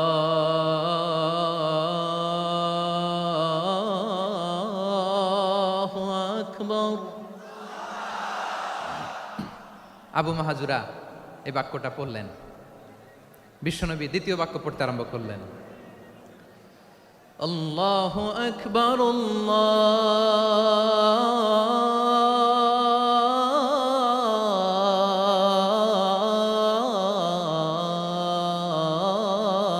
আল্লাহু আকবার। আবু মাহাজুরা এই বাক্যটাও বললেন। বিশ্বনবী আবু মাহাজুরার মাথার মধ্যে হাত দিয়ে তৃতীয় বাক্য বললেন, আশহাদু আল্লা ইলাহা ইল্লাল্লাহ,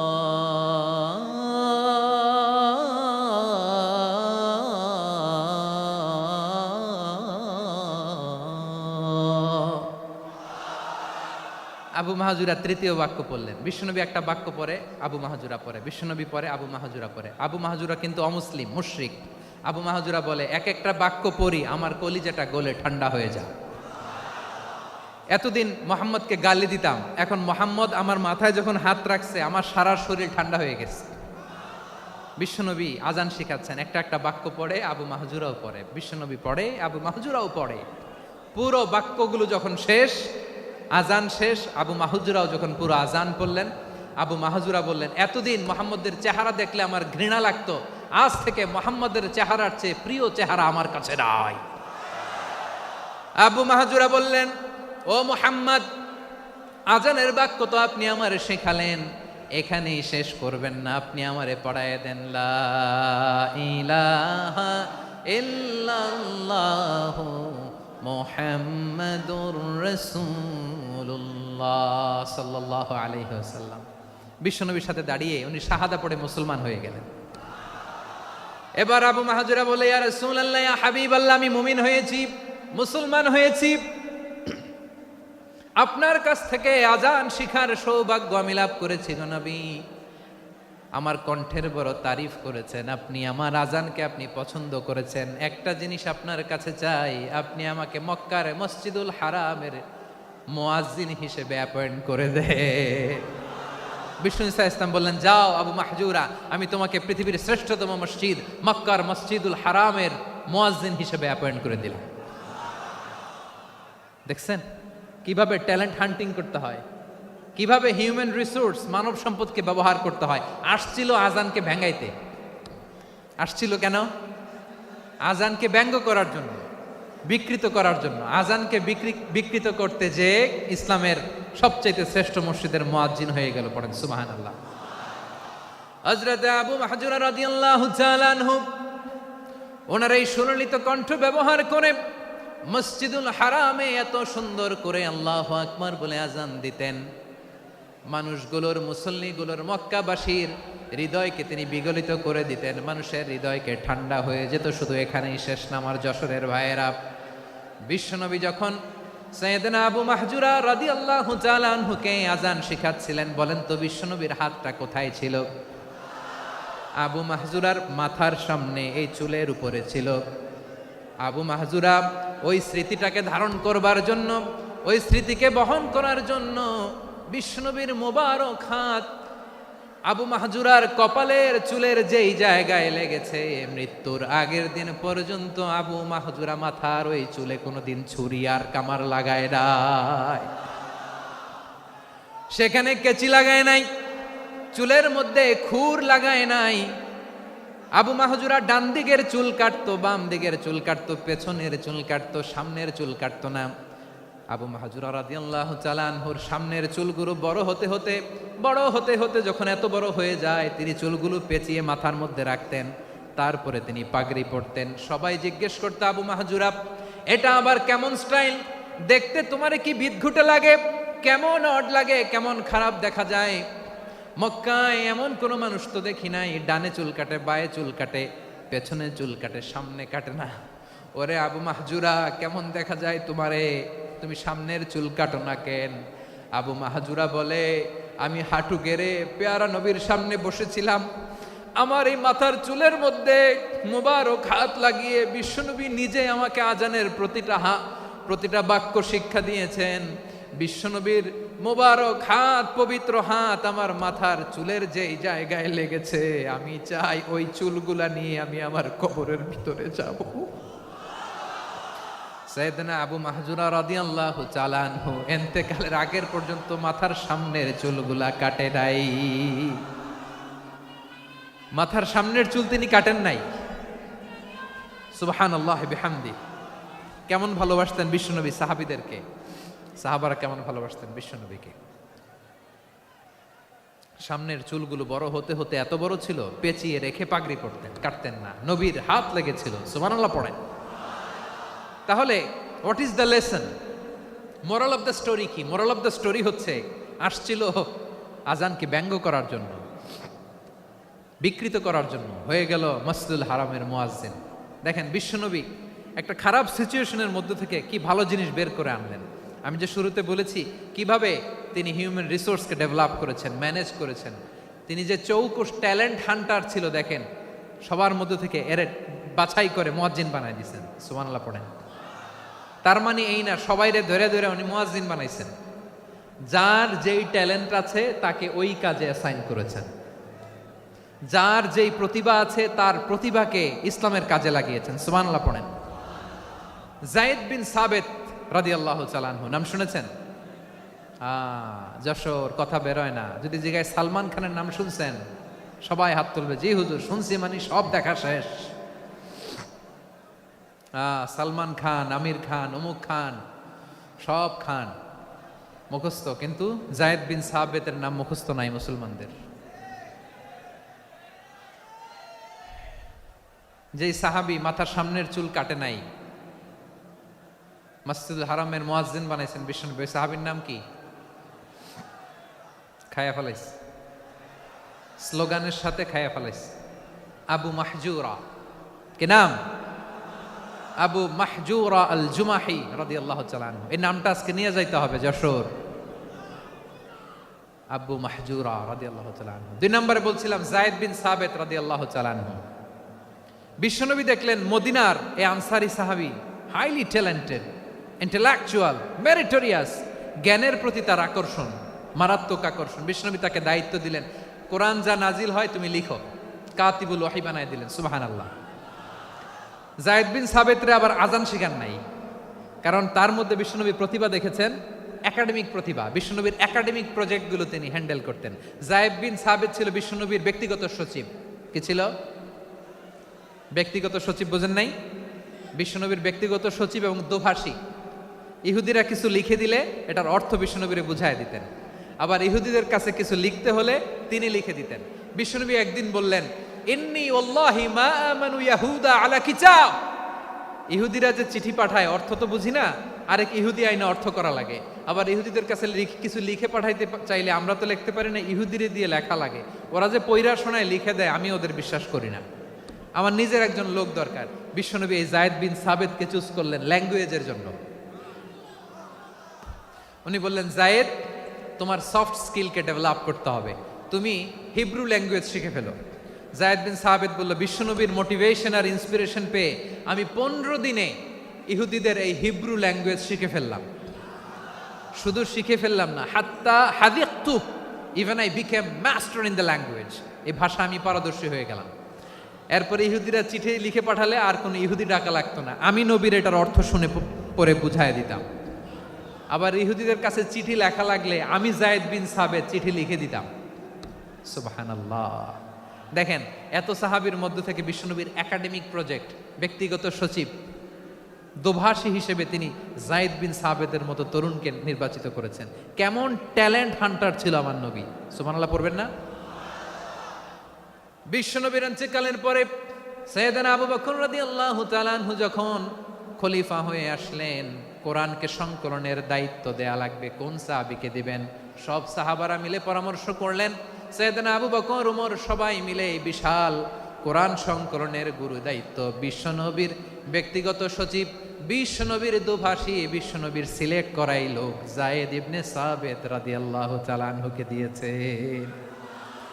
কোরআনের কপি তো আজকে এখানে রাখে নাই। এই যে আজকের যে কোরআন পড়েন, এটা আগে এরকম ছিল না।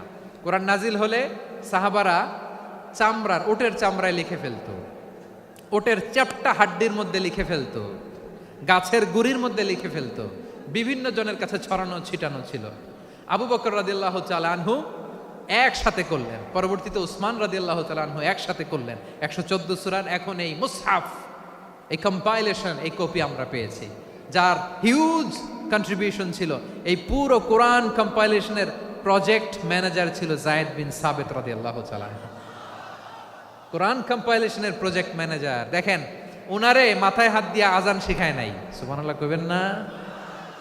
তাহলে প্রথম সাহাবী আবু মাহজুরাকে মুয়াজ্জিন বানাইলেন, যায়েদ বিন সাবিতকে ব্যক্তিগত সচিব আর দোভাষী বানালেন, মুসআব ইবনে উমাইর রাদিয়াল্লাহু তাআলা আনহুকে ইসলামের প্রথম অ্যাম্বাসেডর বানালেন। তাহলে তৃতীয় নাম্বার একজন সাহাবীর নাম বলছি, মুসআব ইবনে উমাইর। মুসআব কি নাম? নামটা কেমন লাগে? এই কয়েকজনের ভাল লাগে, বাকিদের ভাল লাগে না? ভাল লাগে? এই এই আর কয়েকটা মিনিট দেওয়া যাবে না আমাকে আল্লাহর রাস্তে? হ্যাঁ ঠিক আছে, আমি তোমাদেরকে ভালোবাসা দেখাবো, দোয়া করব যদি চুপ থাকো, একেবারে চুপ, কষ্ট সহ্য করো, বাকিরে যা সওয়াব পাবে তোমরা ডবল পাবা, যেহেতু কষ্ট বেশি, কিন্তু চুপ। 3 নাম্বার সাহাবীর নাম মুসআব। এই ধাক্কাধাক্কি কেন? ধাক্কাধাক্কি কেন রে ভাই? না না না, এরকম হইলে আসবো না যশোর, আমি আর আসবো না। হয় পিছনে চলে যাও, নাহলে চুপ, ধাক্কাধাক্কি নাই। 3 নাম্বার সাহাবীর নাম মুসআব। কি নাম? He was the first ambassador in Islam. ইসলামের প্রথম ডিপ্লোমাট, প্রথম কূটনৈতিক, ইসলামের প্রথম কূটনৈতিক, ইসলামের প্রথম ডিপ্লোমাট, প্রথম অ্যাম্বাসেডর মুসআব ইবনে উমাইর। মক্কার তরুণ যুবক, উনি পারফিউম লাগাইলে মানুষ দেখলেই বুঝতো এটা মুসআব লাগাইছে। এমন ড্যাশিং ফেসের ছিল, এমন স্মার্ট ড্যাশিং ফেস, এমন পার্সোনালিটির মানুষ ছিল মুসআব রাদিয়াল্লাহু তাআলা আনহু। কারণ যিনি ইসলামের স্পোকম্যান হবেন, মুখপাত্র হবেন, তার স্মার্ট হওয়ার দরকার আছে না নাই? আকাবার প্রথম শপথ যখন হলো, তাদের সাথে বিষ্ণু ঈসা ইসলাম মদিনাতে একজন মুখপাত্র পাঠালেন, ডিপ্লোমাটকে পাঠালেন, অ্যাম্বাসেডর অফ ইসলাম, তিনি হচ্ছেন মুসআব ইবনে উমাইর। পড়েন সুবহানাল্লাহ। বিশ্বনবী দেখলেন সে অনেক স্মার্ট, তার ডেডিকেশন আছে, সিনসিয়ারিটি আছে, এবং মদিনায় যে আউস খাজরাজ গোত্রের নেতাদের সাথে ডিল করতে হবে, ইহুদিদের সাথে ডিল করতে হবে, ওখানে একজন পাক্কা জানু খেলোয়াড়ের দরকার আছে না নাই? মুসআব ইবনে উমাইর রাদিয়াল্লাহু তাআলা আনহু, ওনাকে বিষ্ণু ঈসা ইসলাম চুজ করলেন। এবং বিষ্ণু ঈসা ইসলামের এই চুজিংটা, এই সিলেকশনটা এত সুন্দর ছিল, তিনি মদিনাতে যে বিশ্বনবী আসার আগেই মদিনার জমিনকে তিনি উর্বর করে ফেলছেন। প্রতিটা ঘরে ঘরে কালিমার দাওয়াত তিনি পৌঁছায় দিচ্ছেন। জুমার বিধান নাজিল হয়েছে, কিন্তু মক্কায় পরিবেশ নাই জুমা পালনের। বিষ্ণু ঈসা ইসলাম একজনকে দিয়ে খবর পাঠালেন, যাও মদিনায় মুসাবকে যে বলো, মুসাব তো আমার শিক্ষক, আমার স্পোকম্যান, মদিনাতে যেন তারা জুমা কায়েম করে। বিশ্বনবীর আগেই মুসআব মদিনার মুসলিমদেরকে নিয়ে মদিনায় প্রথম জুমা কায়েম করে ফেলছে। কোন সুবহানাল্লাহ। ডিপ্লোমাটদের কেমন হইতে হয়, অ্যাম্বাসেডারের কেমন হইতে হয়, মুসআব রাদিয়াল্লাহু তাআলা আনহুর কাছ থেকে শিখে নাও। মুসআব নামটা কেমন লাগে? যশোর যাদের সন্তান হবে, ছেলে সন্তান, আমার রাস্তায় পাইলে সবাই জিজ্ঞেস করে, হুজুর একটা নাম দেন, আমার ছেলে হবে। যশোরবাসীর জন্য আমি একটা নাম দিয়ে দিলাম, নাম রাখতে হবে মুসআব। কি নাম? নামটা যাদের ভাল লাগে, ছেলে সন্তান অনাগত আসবে, মনে চাইলে নাম রেখে দিবেন মুসআব রাদিয়াল্লাহু তাআলা আনহুর নামে মুসআব। তাহলে মুসআব রাদিয়াল্লাহু তাআলা আনহুকে বিশ্বনবী ল্যাঙ্গুয়েজ শিখান নাই, সফট স্কিল শিখান নাই। যায়েদ রাদিয়াল্লাহু তিনি হিব্রু ল্যাঙ্গুয়েজ শিখেছেন, সুরিয়ানি শিখেছেন, কিন্তু মুসআবকে তিনি বানিয়েছেন the spokesman of Islam, the first diplomat, the ambassador of Islam. সুবহানাল্লাহ পড়বেন না? আব্দুল্লাহ ইবনে আব্বাস রাদিয়াল্লাহু তাআলা আনহু বিশ্বনবীর কাজিন, চাচাতো ভাই। আবার মাইমুনা রাদিয়াল্লাহু তাআলা আনহু, মাইমুনা নবীর স্ত্রী, তিনি ছিলেন আব্দুল্লাহর আপন খালা। তো নবীর বউ যদি ওনার খালা হয়, নবী তার কি বুঝে নাই, নবী তার কি খালু। তাহলে সম্পর্ক অনেক গভীর, কাজিন আবার খালু, ছোট্ট মানুষ, তাই রাতে মাঝে মাঝে ঘরে থাকতো। বিশ্বনবী দেখলেন আব্দুল্লাহ যেহেতু আমার ঘরে ঢুকতে পারে, আব্দুল্লাহরে এই উম্মতের বড় শিক্ষাবিদ বানাইতে হবে। কথা বোঝে নাই? আব্দুল্লাহকে কি বানাইতে হবে? শিক্ষাবিদ, এডুকেটর অফ দিস উম্মাহ, এই উম্মার শিক্ষাবিদ বানাইতে হবে। তাই আব্দুল্লাহ ইবনে আব্বাসকে বিশ্বনবী হাতে কলমে শিক্ষা দিয়েছেন। আহারে, আর এরপরে যে কি ভাষা আসবে তোমাদের জন্য আমার মুখ থেকে আমি নিজেও জানি না। 1 ঘন্টা যাবত ধাক্কা ধাক্কি মারামারি। তো আসতে বলছে কে তোমাকে? পেছনে চলে যাও, জায়গা না পেলে। পুরো প্রোগ্রামটাই নষ্ট করে দিল।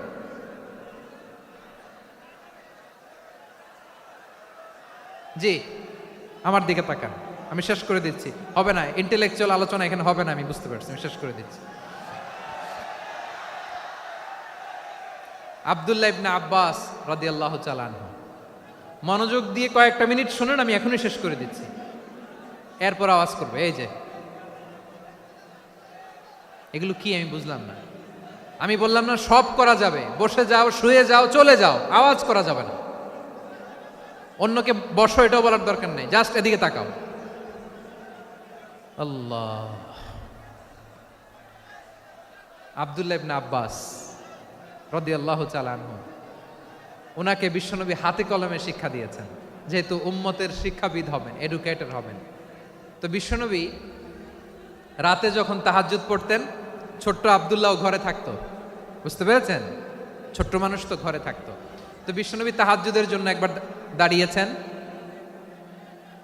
ছোট্ট আব্দুল্লাহ ওযু করে দাঁড়াইছে। আচ্ছা বলেন তো, ইমাম আর মুসল্লি মোট যদি 2 জন হয়, একজন ইমাম একজন মুসল্লি, তো মুসল্লি ইমামের কোন দিকে দাঁড়াবে? ডানে দাঁড়াবে।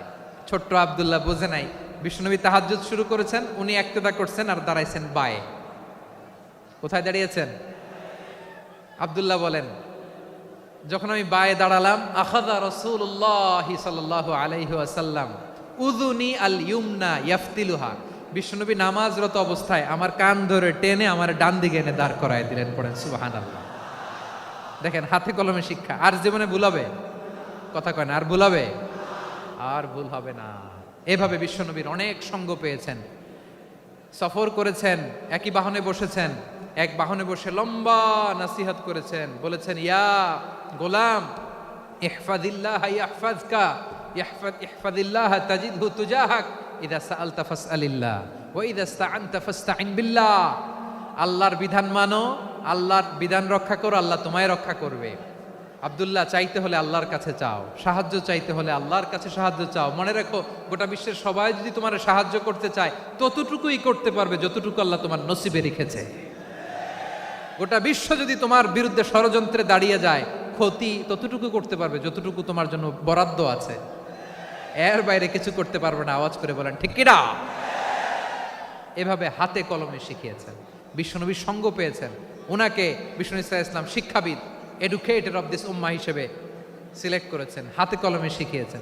বিশ্বনবী একবার প্রকৃতির ডাকে সাড়া দিয়ে এসেছেন, এখন কি করতে হবে? নামাজের জন্য অজু করতে হবে। বিশ্বনবী এসেই দেখেন অজুর বদনায় পানি ভরা, খুশি হয়ে গেলেন, বললেন, কে রেখেছে পানি? একজন বলল, আব্দুল্লাহ রেখেছে। বিশ্বনবী অত্যন্ত খুশি হলেন, খুশি হয়ে একটা দোয়া করলেন, বললেন, আল্লাহুম্মা ফাক্কিহু ফিদ্দীন ওয়া আল্লিমহু তা'ওয়ীল। আল্লাহ, তুমি আব্দুল্লাহকে দ্বীনের বুঝ দিও আর কোরআনের তাফসির শিক্ষা দিও। বিশ্বনবীর এই দোয়া এমন লাগছে, উনি রঈসুল মুফাসসিরিন, এই পৃথিবীতে যত মুফাসসির ছিল, যত মুফাসসির আসবে, সকল মুফাসসিরের সম্রাট হিসেবে স্বীকৃত হয়েছেন আব্দুল্লাহ ইবনে আব্বাস। বিশ্বনবী ওনারে আজান শিখান নাই, বিশ্বনবী ওনারে ল্যাঙ্গুয়েজ শিখান নাই, বিশ্বনবী ওনারে অ্যাম্বাসাডর বানান নাই, হাতে কলমে শিক্ষা দিয়েছেন। ছোট্ট মানুষ, বিশ্বনবী ইন্তেকাল করলেন, আবু বকরের সময় গেল, ওমরে ফারুকের খেলাফত, তখনও তিনি তরুণ। ওমরে ফারুক রাদিয়াল্লাহু তাআলা আনহু ওনার ক্যাবিনেট মিনিস্ট্রির বৈঠকে এই আব্দুল্লাহ ইবনে আব্বাসকে পাশ দিয়ে বসায় রাখতেন। বয়স্ক সাহাবারা এটা পছন্দ করতো না, তারা বলতো, ঘটনা কি? আব্দুল্লাহর মতো ছেলে নাতি আমাদের আছে, এরা কেন রাখে ওমরে ফারুক? ওমরে ফারুক এটা টের পেলেন, তিনি বুঝতে পারলেন যে ক্যাবিনেট মেম্বাররা এটা পছন্দ করে না, ছোট্ট আব্দুল্লাহরা কেন রাখি, কেন যে রাখি এটা একদিন বুঝাবো। একদিন মিটিংয়ে তিনি সবাইকে বললেন, ইদা জাআ নাসরুল্লাহি ওয়াল ফাতহ।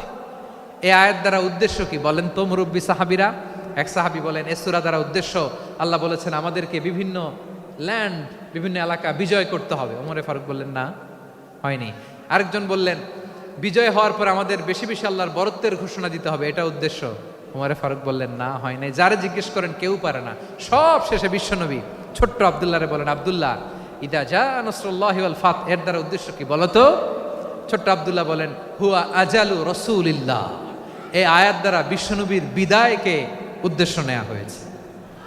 ওমরে ফারুক বললেন, হাযা হুয়া, এটাই তো সঠিক উত্তর, এটাই সঠিক তাফসীর এই আয়াতের। কারণ ইদা জাআ নাসরুল্লাহি ওয়াল ফাতহ, যখন আল্লাহর সাহায্য আর বিজয় আসবে, ওয়া রাআইতান নাসা ইয়াদখুলুনা ফি দীনিল্লাহি আফওয়াজা, আপনি দেখবেন দলে দলে ঢলে ঢলে বানের পানির মতো মানুষ ইসলামের দিকে ঢুকতেছে, ইসলামের বিজয় হয়েছে। তো ইসলামের বিজয়ের মিশন নিয়ে নবী আসছে, বিজয়ী যখন হয়ে গেছে এখন তো নবীর বিদায় হবে। জোরে বলেন ঠিক কিনা? কোন সাহাবী এই সূক্ষ্ম কথাটা ধরতে পারে নাই, ওই আব্দুল্লাহ ছাড়া। আব্দুল্লাহ যখন উত্তর দিছে সব সাহাবীদের টনক নড়েছে। এরপর থেকে কোনো ক্যাবিনেট মিটিংয়ে আর কোনো সাহাবারা কোনো প্রশ্ন করে নাই, আওয়াজ করে পড়েন সুবহানাল্লাহ। বিশ্বনবী আব্দুল্লাহ ইবনে আব্বাসকে দ্য এডুকেটর অফ দ্য উম্মাহ, উম্মার শিক্ষাবিদ হিসেবে গ্রহণ করেছেন। আওয়াজ করে পড়তে হবে আল্লাহু আকবার। সাহাবীদের নামগুলো মনে থাকবে? এক নম্বরে আবু মাহজুরা, মুয়াজ্জিন বানাইছেন। যায়েদ ইবনে সাবিত, দোভাষী, ট্রান্সলেটর অফ প্রফেট, এবং তিনি ছিলেন বিশ্বনবীর ব্যক্তিগত সচিব। মুসআব ইবনে উমাইর, the first ambassador and diplomat of Islam. আব্দুল্লাহ ইবনে আব্বাস, এই উম্মার সবচেয়ে বড় এডুকেটর, শিক্ষাবিদ। আরেকজন ছিল আব্দুল্লাহ ইবনে মাসউদ রাদিয়াল্লাহু তাআলা। দুই আব্দুল্লাহ, আব্বাস গেল, আরেকজন হচ্ছে মাসউদ। মক্কার তরুণ, ছাগল পালতো মুশরিকের। বিশ্বনবী আর আবু বকর রাদিয়াল্লাহু তাআলা আনহু একবার গেলেন, যে দেখে এই তরুণ দাঁড়ায় আছে। বিশ্বনবী বলেন, আমি খুব ক্ষুধার্ত, তোমার কাছে কি দুধ আছে ছাগলের? আব্দুল্লাহ আছে, ওয়ালাকিন আনা মুতামান, কিন্তু যে দুধ আছে এটা আমানতের, আমি দিতে পারবো না। বিশ্বনবী এইটা শুনেই তার টার্গেট করে ফেলছে। আনা মুতামান, দুধ আছে কিন্তু এটা আমার মালিকের, আমি তো দরদ দেখায় আমার মালিকের দুধ আপনি পথিক, আপনারে দিতে পারি না। বিশ্বনবী টার্গেট করে ফেলছেন, এরে আমার কাজে লাগাইতে হবে। বিশ্বনবী বললেন, আচ্ছা ঠিক আছে, দুধ দিও না, কিন্তু এমন ছাগি আছে কিনা যেই ছাগির সাথে কোনো ছাগলের মিলন হয় নাই, তার ওলানে দুধও আসে নাই, বাচ্চাও নাই, এরকম ছাগির থেকে যদি আমি দুধ খাই তাহলে তো সমস্যা নাই। বলতেছে, এরকম ছাগির থেকে দুধ খাইলে সমস্যা নাই, কারণ এরকম ছাগির ওলান থেকে দুধ আসবেও না। বলতেছে, ঠিক আছে, এরকম একটা ছাগি নিয়ে আসা হলো।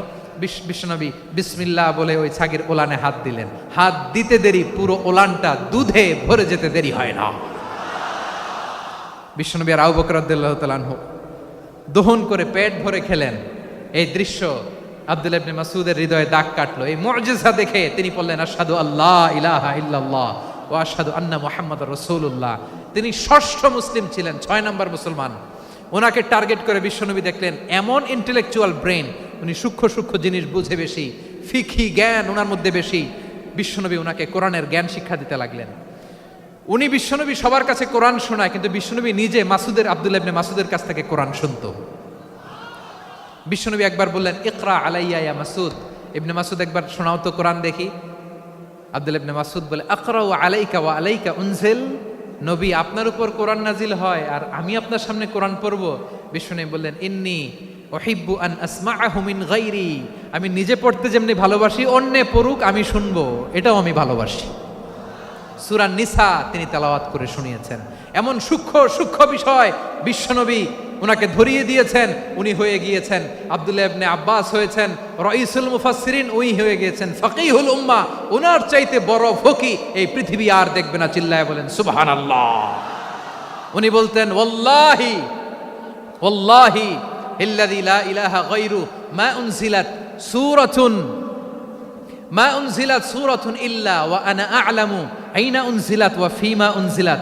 বিশ্বনবী এমন ভাবে কোরআনের দার্স আমাকে দিয়েছেন, কোরআনে যত সূরা নাজিল হয়েছে, যেখানে নাজিল হোক না কেন আমি জানি এটা কোথায় নাজিল হয়েছে এবং কোন প্রেক্ষাপটে নাজিল হয়েছে। এমন একটা সূরা নাই যে সূরার কোথায় নাজিল হয়েছে আমি মাসুদের জানা নাই, কোন প্রেক্ষাপটে নাজিল হয়েছে আমার জানা নাই। এরকম ঘটবে না। চিল্লায় বলেন আল্লাহু আকবার। এই আব্দুল্লাহ ইবনে মাসউদ রাদিয়াল্লাহু তাআলা আনহু ওমর ফারুকের সময় কুফার চিফ জাস্টিস ছিলেন। কুফা নগরীর চিফ জাস্টিস বোঝেন নাই, বিচারপতি কি ছিলেন? সবাই বলে নাই কি ছিলেন? বিচারপতি ছিলেন। এবং ওনার যে ফিকহি জ্ঞানের ধারা, এটাই আলকামা, ইব্রাহিম আন-নাখাই, হাম্মাদ ইবনে সুলাইমান হয়ে ইমাম আবু হানিফা পর্যন্ত পৌঁছেছে। এবং ওনার ফিকহি জ্ঞানের ধারাই হানাফি মাযহাবে অ্যাকসেপ্ট হয়েছে। আজও এগুলো হানাফি মাযহাবে চর্চিত হয়। হানাফি মাযহাবের সব ফিক আব্দুল্লাহ ইবনে মাসউদের ফিকহি জ্ঞানের ধারা থেকে নেওয়া হয়েছে। চিল্লায় পড়েন সুবহানাল্লাহ। তাহলে উনাকে বিশ্বনবী বানিয়েছেন জুরিস্ট, আইনবিদ, ফাকিহ। উনারে আজান শিখান নাই। হিউম্যান রিসোর্স ডেভেলপমেন্ট কিভাবে করবেন, মানব সম্পদের উন্নয়ন কিভাবে করতে হয়, কিভাবে যার যেখানে প্রতিভা কাজে লাগাতে হয় উনি দেখিয়েছেন। সুবহানাল্লাহ পড়বেন না? খালিদ বিন ওয়ালিদ নাম শুনছেন? কে কে শোনেন নাই হাত তোলেন। কি ছিলেন? বীর যোদ্ধা ছিলেন খালিদ বিন ওয়ালিদ। কিন্তু তিনি ইসলাম ধর্ম গ্রহণ করেছেন অনেক দেরিতে, 8ম হিজরিতে। তার মানে 8ম হিজরির আগে উনি মুশরিকদের পক্ষে লড়াই করেছেন। ওনার হাতে কত মুসলিম সাহাবী যে নিহত হয়েছে হিসাব নাই।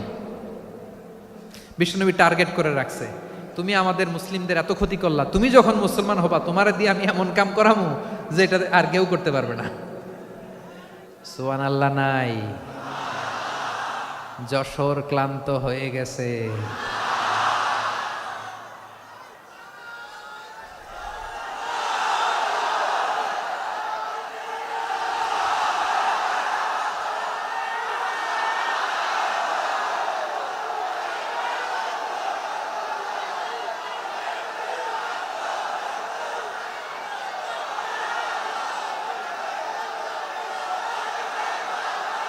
মাশাআল্লাহ, বসুন।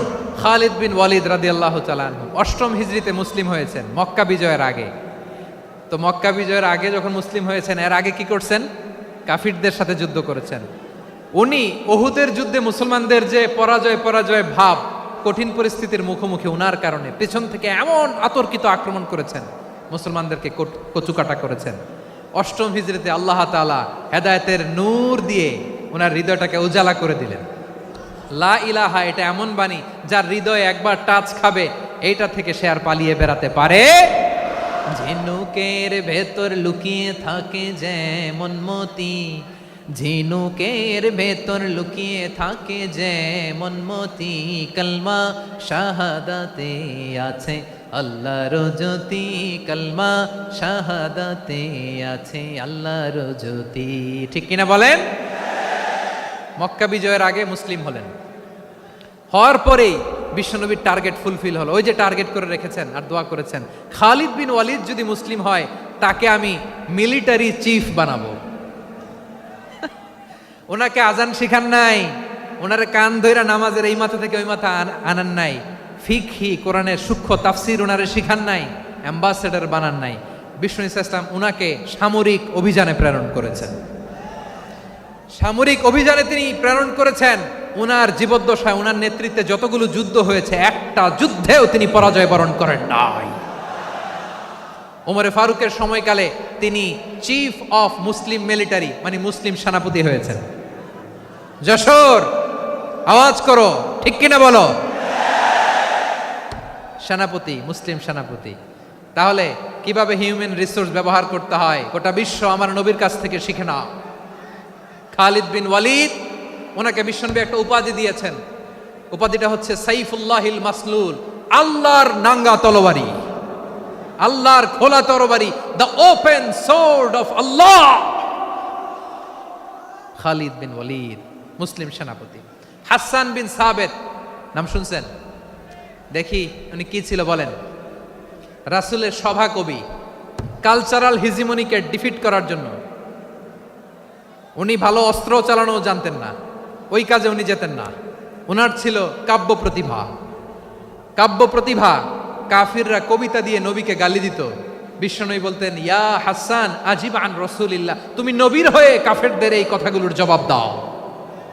বিশ্বনবীর একটা মিম্বার ছিল। বিশ্বনবীর মিম্বারের পাশাপাশি মসজিদে নববীতে এই হাসান বিন সাবেতের জন্য বিশ্বনবী একটা স্পেশাল মিম্বার বানিয়ে দিয়েছেন। এখান থেকে তুমি জবাব দাও। এবং বিষ্ণু বলেছেন আল্লাহুম্মা আইয়িদহু বিরূহিল কুদুস, আল্লাহ হাসান আমার পক্ষে জবাব দেয়, তুমি জিব্রাইল মারফত তাকে সাহায্য পাঠাইয়া দিও। রাসূল সাল্লাল্লাহু আলাইহি ইসলামের সভা কবি, the poet of the prophet, নবীর কবি, উনি কবিতা দিয়ে এমন উচ্চাঙ্গের ভাষায় কবিতা দিয়ে তিনি জবাব দিতেন, কাফিরদের গা শিহরে যেত, তাদের হৃদয়ে আগুন ধরে যেত। তাহলে এরকম কবিরও দরকার আছে না নাই? এখন যাকে আল্লাহ দিছে কাব্য প্রতিভা, এরা যদি আপনি যুদ্ধের ময়দানে পাঠান হবে? যারে দিছে সুরেলা গলা, এরা যদি অ্যাম্বাসেডর বানান হবে না। হাসান বিন সাবিত ছিলেন বিষ্ণু ইসলামের কবি। হুযায়ফা ইবনুল ইয়ামান বিশ্বনবীর গোয়েন্দা বিভাগের প্রধান। কিসের প্রধান? হুযায়ফা ইবনুল ইয়ামান। ওনার ছিল ডিটেকটিভ মাইন্ড, গোয়েন্দা বিভাগের প্রধান। এবং উনি হচ্ছেন সাহিবু সিররি রাসূলিল্লাহ, রাসূল সাল্লাল্লাহু আলাইহি ওয়াসাল্লামের গোপন তথ্যের ধারক বাহক। নবীর যেই কথা কেউ জানে না, সব হুযায়ফার পেটের ভিতরে ছিল। সুবহানাল্লাহ পড়েন। মদিনার যত ইহুদিদের একটা লিস্ট ছিল, এই লিস্ট শুধু দুইজন জানতো, বিশ্বনবী আর হুযায়ফা। সুবহানাল্লাহ পড়বেন না? তাহলে উনাকে কোন দায়িত্ব দিছে? কোন বিভাগ? যশোর, আওয়াজ করো, কোন বিভাগ? গোয়েন্দা বিভাগের হেড ছিল। খন্দকের যুদ্ধে প্রচন্ড আজকের মতো শৈত্য প্রবাহ, মাটি খনন করতে করতে সাহাবীদের পেটে ক্ষুধা নাই, দাঁড়াইতে পারে না নামাজের জন্য, এত ক্লান্ত, ক্লান্ত শ্রান্ত। বিশ্বনবী বললেন, কে আছো এই কঠিন শীত, এই ভয় আর ক্ষুধার মধ্যেও খন্দকের পরীক্ষার টপকে শত্রু শিবিরে যে আমাকে তথ্য দিবা, কে আছো? কারো গায়ে শক্তিই নাই যে দাঁড়াবে, কেউ দাঁড়ায় না। বিশ্বনবী তখন নিজে হুযায়ফাকে ডাক দিলেন, হুযায়ফা, যে আমাকে আজকে শত্রু শিবিরের তথ্য এনে দিবে, সে জান্নাতে আমার মোরাফাকা, আমার সঙ্গী হবে। হুযায়ফা রাদিয়াল্লাহু ইবনুল ইয়ামান জীবনের ঝুঁকি নিয়ে এই ক্ষুধা, শৈত্য প্রবাহ, কোল্ড ওয়েভসকে উপেক্ষা করে পরীক্ষা টপকে শত্রু শিবিরে যে সবার কথাগুলো চুপে চুপে শুনে বিশ্বনবীর দরবারে এসে গোয়েন্দাদের মতো তথ্য সরবরাহ করেছে। বিশ্বনবীর গোয়েন্দা বিভাগের প্রধান হুযায়ফা ইবনুল ইয়ামান ইন্টেলিজেন্স বিভাগ চালাতেন। মুনাফিকদের নাম ওনার কাছে ছিল। মুআয ইবনে জাবাল মদিনা রাষ্ট্রের সবচেয়ে সিনিয়র আমলা ছিলেন। আমলাতন্ত্র চিনেন তো? প্রশাসনিক কাজ যারা চালায়, অ্যাডমিনিস্ট্রেশন বোঝেন না? The department of administration. মদিনার রাষ্ট্রের সিনিয়র আমলা মুআয ইবনে জাবাল মুতাখাসসিসুন ফিল হালাল ওয়াল হারাম, হালাল হারামের স্পেশালিস্ট ছিলেন। বিশ্বনবী উনাকে ইয়ামানের গভর্নর করে পাঠাইছেন। বলেছেন, ইন্নাকা তা'তি কওমান আহলা কিতাব, এমন গোষ্ঠীর কাছে যাবা এরা ইহুদি নাসারা, আগে শাহাদা পড়লে এরপরে নামাজের দাওয়াত দিও, নামাজ পড়লে যাকাতের দাওয়াত দিও। গভর্নরের অ্যাটিটিউড যেমন থাকে তেমন অ্যাটিটিউড ধরে রেখো। সুবহানাল্লাহ পড়েন। তাহলে মুআয ইবনে জাবালকে দিয়ে বিশ্বনবী কবিতা লেখায় নাই, চিঠি লেখায় নাই, আজান দেওয়ায় নাই। সুবহানাল্লাহ পড়বেন না? সব শেষ সাহাবী বলি আবু হুরায়রা রাদিয়াল্লাহু তাআলা আনহু, নাম শুনছেন? বিড়ালের বাবা। কি করতেন? খালি হাদিস মুখস্থ করতেন। উনি বলতেন, আলজামু রাসূলুল্লাহ আলা মিল ইবাতনি, আমার শুধু পেটের ক্ষুধার বন্দোবস্ত হইলে আমি নবীর সঙ্গ ছাড়তাম না। আমার আনসার সাহাবারা ক্ষেত খামারের কাজ করত, আমার মুহাজির সাহাবারা ব্যবসা করত, আর আমি নবীর সাথে সাথে থাকতাম। শুধু সকাল বিকাল দুই বেলা যদি আমার খাবারের বন্দোবস্ত হয়, আমি আর নবীর লক ছাড়ি না। সুবহানাল্লাহ কইবেন না? 5374টা হাদিস তিনি বর্ণনা করেছেন। সবচেয়ে বেশি হাদিস বর্ণনাকারী সাহাবী। হাদিস প্রিজার্ভেশনের কাজে বিশ্বনবী ওনাকে কাজে লাগিয়েছেন। উনি একদিন বলেন, ইয়া রাসূলুল্লাহ আসমাউ মিনকা কাসীরান ফালা আহফাজু, নবী অনেক কথা শুনি আমার মনে থাকে না। বিষ্ণু বললেন, তাই? উবসুত রিদাক, তোমার চাদরটা বিছাও। আবু হুরায়রা বিছালেন, বিশ্বনবী হাত বুলায় দিলেন, এরপরে অনেক হাদিস বর্ণনা করলেন। আবু হুরায়রা বলে, তারপর থেকে বিশ্বনবী যাই বর্ণনা করে আমি শুনি আর একটাও বলি না। এখন সুবহানাল্লাহ। বিশ্বনবী ওনাকে হাদিস প্রিজার্ভেশন, নবীর এই যে লক্ষ্য হাদিস প্রিজার্ভেশনের এই দায়িত্ব দিয়েছেন সাইয়েদনা আবু হুরায়রা রাদিয়াল্লাহু তাআলা আনহুকে। প্রিয় ভাইরা, তাহলে 10 জন সাহাবীর কথা যে বললাম, আপনারা কি খেয়াল করেছেন কত বড় ট্যালেন্ট হান্টার, চৌকস ট্যালেন্ট হান্টার ছিল আমার নবী। এক একজনের এক এক ট্যালেন্ট, এক এক কাজে অ্যাসাইন করেছেন, এক একজনকে এক এক দায়িত্ব দিয়েছেন, এক একজনের প্রতিভাকে এক একভাবে বিকশিত হওয়ার সুযোগ দিয়েছেন। আওয়াজ করে বলেন ঠিক কি না? এখন আমার পর্দার আড়ালে আমার মায়েরা বলবে, এতগুলো পুরুষ সাহাবীর কথা বললো, নারী সাহাবীরা কি কিছু করে নাই? হ্যাঁ, একজন নারী সাহাবীর কথা বলে মোনাজাত হবে, দোয়া ছাড়া কেউ যাব না। রুফাইদা আল আসলামিয়া রাদিয়াল্লাহু তাআলা আনহা, ওনার বাবার নাম সাআদ আল আসলামি। বিশ্বনবী কি খেয়াল করলেন দেখেন, সাআদ ছিল মদিনার বড় ডাক্তার। এই নারী সাহাবী রুফাইদা বাবার কাছ থেকে চিকিৎসা বিদ্যা শিখেছেন। যখন শিখছে, বিশ্বনবী দেখলেন আমার তো প্রতি সপ্তাহে সপ্তাহে যুদ্ধে আহত সাহাবীদের সেবা দিবে কে?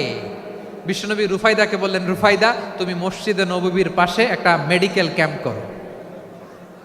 এই যে সাকিনা আদ্দিন মেডিকেলের আমার ছাত্রী বন্ধুরা, শুনে রাখো, তোমাদের আইকন হচ্ছে এই রুফাইদা আল আসলামিয়া। বিশ্বনবীর ডিরেকশন অনুযায়ী তিনি মসজিদে নববীর পাশে একটা মেডিকেল ক্যাম্প করলেন এবং আহত সাহাবাদের চিকিৎসা উনি ওনার টিম নিয়ে দিতেন। বিশ্বনবীর পরামর্শে উনি আনসারি এবং মুহাজির মহিলা সাহাবীদেরকে নিয়ে একটা স্পেশাল মেডিকেল টিম গঠন করলেন। খায়বার যুদ্ধে 7ম হিজরিতে যখন বিশ্বনবী যায়, উনি ওনার টিম নিয়ে আসলেন, বললেন, ইয়া রাসূলুল্লাহ, আমরা তো তলোয়ার চালাতে পারি না, আমরা তো তীর মারতে পারি না, আপনি যদি অনুমতি দেন খায়বার অভিযানে আমি আমার টিম নিয়ে মেডিকেল টিমের সেবাটা সার্ভিসটা দিতে চাই। পড়েন সুবহানাল্লাহ। বিশ্বনবী অনুমতি দিলেন, যোদ্ধা সাহাবীদের সাথে রুফাইদা আল আসলামিয়া উনিও মেডিকেল টিম নিয়ে অগ্রসর হলেন। খায়বারের প্রতিটা আহত ইনজুর্ড সাহাবী যারা ইনজুরি শিকার হয়েছেন সবাই রুফাইদা আল আসলামিয়ার এই মেডিকেল ক্যাম্প থেকে চিকিৎসা সহায়তা পেয়েছেন। সুবহানাল্লাহ পড়েন। দেখেন কিভাবে বিশ্বনবী ট্যালেন্ট বাছাই করতেন। আপনি অবাক হবেন, বাহরাইনের মেডিকেল ইউনিভার্সিটিতে রুফাইদা আল আসলামিয়া মেডিকেল প্রাইজ অ্যাওয়ার্ড প্রতি বছর দেয়া হয়। যদি 8 দিনের এই মেডিকেল, আমার বোনেরা যদি জেনে থাকো জানো, না হলে নতুন করে জানো, সার্চ দিও, রুফাইদা আল আসলামিয়া মেডিকেল অ্যাওয়ার্ড বাহরাইনের ইউনিভার্সিটিতে দেওয়া হয়। প্রিয় ভাইয়েরা, তাহলে আলোচনার সামারি আমরা করি। বিশ্বনবী যার যেখানে ট্যালেন্ট তাকে ওইখানে কাজে লাগাতেন। আওয়াজ করে বলেন ঠিক কিনা? এবার একটা ইন্টারভিউ হবে, আওয়াজ করে বলেন, আবু মাহজুরাকে বিশ্বনবী কি বানাইছেন? হ্যাঁ, ভুলে গেছেন? সামনের চুলে হাত দিয়ে বিশ্বনবী কি সুন্দর গলায় আজান শিখালেন। মুয়াজ্জিন। যায়েদ বিন সাবিতকে একাডেমিক প্রজেক্টের দায়িত্ব দিয়েছেন, তিনি ছিলেন বিশ্বনবীর দোভাষী ব্যক্তিগত সচিব। মুসআব ইবনে উমাইর, the first ambassador of Islam. আব্দুল্লাহ ইবনে আব্বাস, উম্মার বড় শিক্ষাবিদ মুফাসসির। আব্দুল্লাহ ইবনে মাসউদ, আব্দুল্লাহ ইবনে মাসউদ ছিলেন জুরিস্ট। কি ছিলেন? জুরিস্ট ছিলেন, এই উম্মার সবচেয়ে বড় জুরিস্ট। খালিদ বিন ওয়ালিদ, সেনাপ্রধান। হাসান বিন সাবিত, হাসান বিন সাবিত ছিলেন বিশ্বনবীর সভাকবি। কি ছিলেন? বিশ্বনবীর সভাকবি ছিলেন। এরপরে হুযায়ফা ইবনুল ইয়ামান কি ছিলেন? গোয়েন্দা বিভাগের প্রধান। মুআয ইবনে জাবাল কি ছিলেন? সিনিয়র আমলা, ইয়ামানের গভর্নর। আবু হুরায়রা রাদিয়াল্লাহু তাআলা আনহু হাদিস প্রিজার্ভেশনের কাজ করেছেন। আর আমাদের রুফাইদা আল আসলামিয়া রাদিয়াল্লাহু তাআলা আনহা কি ছিলেন? নার্স ছিলেন। নার্স হয়ে মেডিকেল সেবা দিয়েছেন। প্রিয় ভাইয়েরা, পুরো আলোচনার যদি সামারি করি, তাহলে বিশ্বনবী যেভাবে হিউম্যান রিসোর্সকে ম্যানেজ করেছেন, যার যেখানে প্রতিভা কাজে লাগিয়েছেন, আমরাও যদি করি আমাদের বাংলাদেশের চিত্র আমরা পাল্টে যেতে পারবো। আমরা শুরুতে শুনেছি মানুষের আছে অসীম সম্ভাবনা, প্রতিটা মানুষ অনন্য, যত্ন নিলে, যথাযথ পরিচর্যা করলে মানুষ বিশ্ব জয় করতে পারে। ঠিক কিনা? আমাদের হাফেজে কোরআনের সামনে দাঁড়াতে পারে এমন কোনো হাফেজে কোরআন আল্লাহর জমিনে জন্ম হয় নাই। গোটা বিশ্ব কাঁপিয়ে তারা সেরা, আমাদের ক্রিকেটাররা সেরা, আমাদের তৈরি পোশাক শিল্প সেরা। এরকম অনেক অনেক সেরা জিনিস আছে, আমরা এগুলোরে নার্চারিং করতে পারি নাই, পরিচর্যা করতে পারি নাই, সঠিক তারবিয়াতের অভাব। তাহলে মানুষের অসীম সম্ভাবনাকে কাজে লাগাতে হবে। ঠিক কিনা বলেন? ইউনুস গভর্নমেন্টকে আমি বলবো, অল্প সময়ের জন্য আপনারা এসেছেন, সংস্কারও করতে হবে, আবার নির্বাচনও করতে হবে। সব সংস্কার হয়তো করতে পারবেন না, যতটুকু পারবেন এর মধ্যে আমাদের যে হিউজ ম্যান পাওয়ার, আমাদের যে মানব সম্পদ, হিউম্যান রিসোর্স, এটাকে ডেভেলপ করে আপনাদের যেতে হবে। যেটা পারবেন না সেটাকে পরবর্তী নির্বাচিত গভর্নমেন্টের কাছে রেখে যেতে হবে, যে তারা যেন করে, তাদের কাছে আপনারা এটা রেখে যাবেন। তাহলে মানুষ চাইলে বিশ্ব জয় করতে পারে, আর মানুষকে হারাতে পারে কেউ? জোরে বলো যশোর, মানুষকে হারাতে পারে কেউ? আল্লাহ আমাদেরকে জনসংখ্যা দিয়েছেন প্রিয় ভাইয়েরা। এই জনসংখ্যা অনেক বড় সম্পদ, এটা আমাদের জন্য অভিশাপ নয়, আশীর্বাদ। আমাদের জনসংখ্যাকে যদি আমরা জনশক্তিতে রূপান্তর করতে পারি, আজকে বাংলাদেশ যে অবস্থানে দাঁড়িয়ে আছে, বাংলাদেশ তার 20 গুণ উন্নতির শিখরে চলে যাবে। চিল্লায় বলো ঠিক কিনা? আমাদের শ্রমিক ভাইয়েরা বাইরে কাজ করে, আমাদের শ্রমজীবী ভাইয়েরা, প্রবাসীরা, তাদের ব্যাপারে গুরুত্ব দিতে হবে। আমাদের শ্রমের দাম সবচেয়ে কম, সবচেয়ে কম। তারা এম্বাসিতে গুরুত্ব পায় না, এয়ারপোর্টে গুরুত্ব পায় না। এই সরকার অবশ্য তাদেরকে অনেক গুরুত্ব দিচ্ছে। আমাদের অদক্ষ শ্রমিককে যখন আমরা দুবাই পাঠাই, অল্প বেতন পায়, কিন্তু ইন্ডিয়ানরা দক্ষ শ্রমিক পাঠাইলে তার 3 গুণ বেতন পায়। আমরা আমাদের শ্রমিকদেরকে অদক্ষভাবে আর পাঠাতে চাই না, দক্ষ শ্রমিক পাঠিয়ে আমরা রেমিটেন্সের বন্যা বইয়ে দেব। আমাদের শ্রমিকদের পাঠানো রেমিটেন্সের টাকায় সচল থাকে আমার দেশের অর্থনীতির চাকা। তাদেরকে সবচেয়ে গুরুত্ব দিতে হবে। আমরা পেয়েছি ফ্রিডম ফাইটার, মুক্তিযোদ্ধা, আর আমার প্রবাসী ভাইরা হচ্ছে রেমিটেন্স ফাইটার। জোরে বলো ঠিক কিনা? তাহলে আমাদের এই জনশক্তিকে জনসম্পদে ট্রান্সফর্ম করতে হবে, ঠিক কিনা বলেন? সরকার জনগণকে এভাবে পলিশ করতে হবে। মা বাবারা ছেলে মেয়েদের মধ্যে কার কোন যোগ্যতা, তাকে ওইভাবে কাজে লাগাতে হবে। সবার এ প্লাস পাওয়ার কোনো দরকার নাই। আমাদের দেশে একটা টেন্ডেন্সি আছে, পরীক্ষায় এ প্লাস না পাইলে কই তুই কি করলি, পাশের বাড়ির ছেলে এ প্লাস পাইছে, যা ওর পা ধোয়া পানি খা। কি খা? তা আমি ভাবছি যে পা ধোয়া, এ প্লাস পাওয়া ছেলেদের পা ধোয়া পানির একটা পানির ব্র্যান্ড বানাইতে হবে। এরকম লেখা থাকবে, এ প্লাস পাওয়া ছেলেদের পা ধোয়া পানি। খাওয়া নাই, এগুলার খাওয়া নাই। ওরে আল্লাহ এ প্লাস পাওয়ার জন্য বানাইছে, আর আপনার ছেলেকে এই এ প্লাস গুলারে নিয়ন্ত্রণ করার জন্য আল্লাহ বানাইছে। ওকে দিয়ে আল্লাহ কি করবে আপনি জানেনই না। একটা এ প্লাস, একটা এ গ্রেড একটা মানুষের জীবনকে ঠিক করে দিতে পারে না। আপনার ছেলেকে আল্লাহ অন্যদিকে যোগ্যতা দিয়েছে। ওদের মনোবল ভাঙবেন না, খবরদার, খবরদার। ছেলে মেয়েদের মনোবল ভাঙবেন না। যাকে দিয়ে যেটা হবে তাকে দিয়ে সেটা করতে হবে, তার প্রতিভাকে সেভাবে কাজে লাগাতে হবে। তাহলে বাংলাদেশ, আমাদের এই জনসংখ্যা জনসম্পদে রূপান্তরিত হবে। আমাদের সরকারের তত্ত্বাবধানে আমাদের 18 কোটি জনগণ দক্ষ জনশক্তিতে রূপান্তরিত হোক, আমরা চাই কি চাই না? আমরা ভালো মানুষ, শ্রেষ্ঠ মানুষ হতে চাই কি চাই না? ওই জাপানিজদের মতো সৎ, ওই ইউরোপিয়ানদের মতো কালচার্ড। আমাদেরকে আল্লাহ তাআলা কোরআন সুন্নাহ অনেক কিছু দিয়েছেন। যেহেতু বর্তমানে আমরা দেখছি তারা সৎ, তাদের মধ্যে ভ্যালিউ আছে, সেগুলো আমাদের মধ্যে আনার দরকার আছে না নাই? আর ইসলাম দিয়ে আমাদের জীবনকে সাজাতে হবে, ইসলাম দিয়ে আমার পরিবারকে সাজাতে হবে। ইসলাম থেকে, কোরআন থেকে প্রেসক্রিপশন না নিলে জীবন সুন্দর হবে না। কোরআন থেকে প্রেসক্রিপশন না নিলে সমাজ সুন্দর হবে না।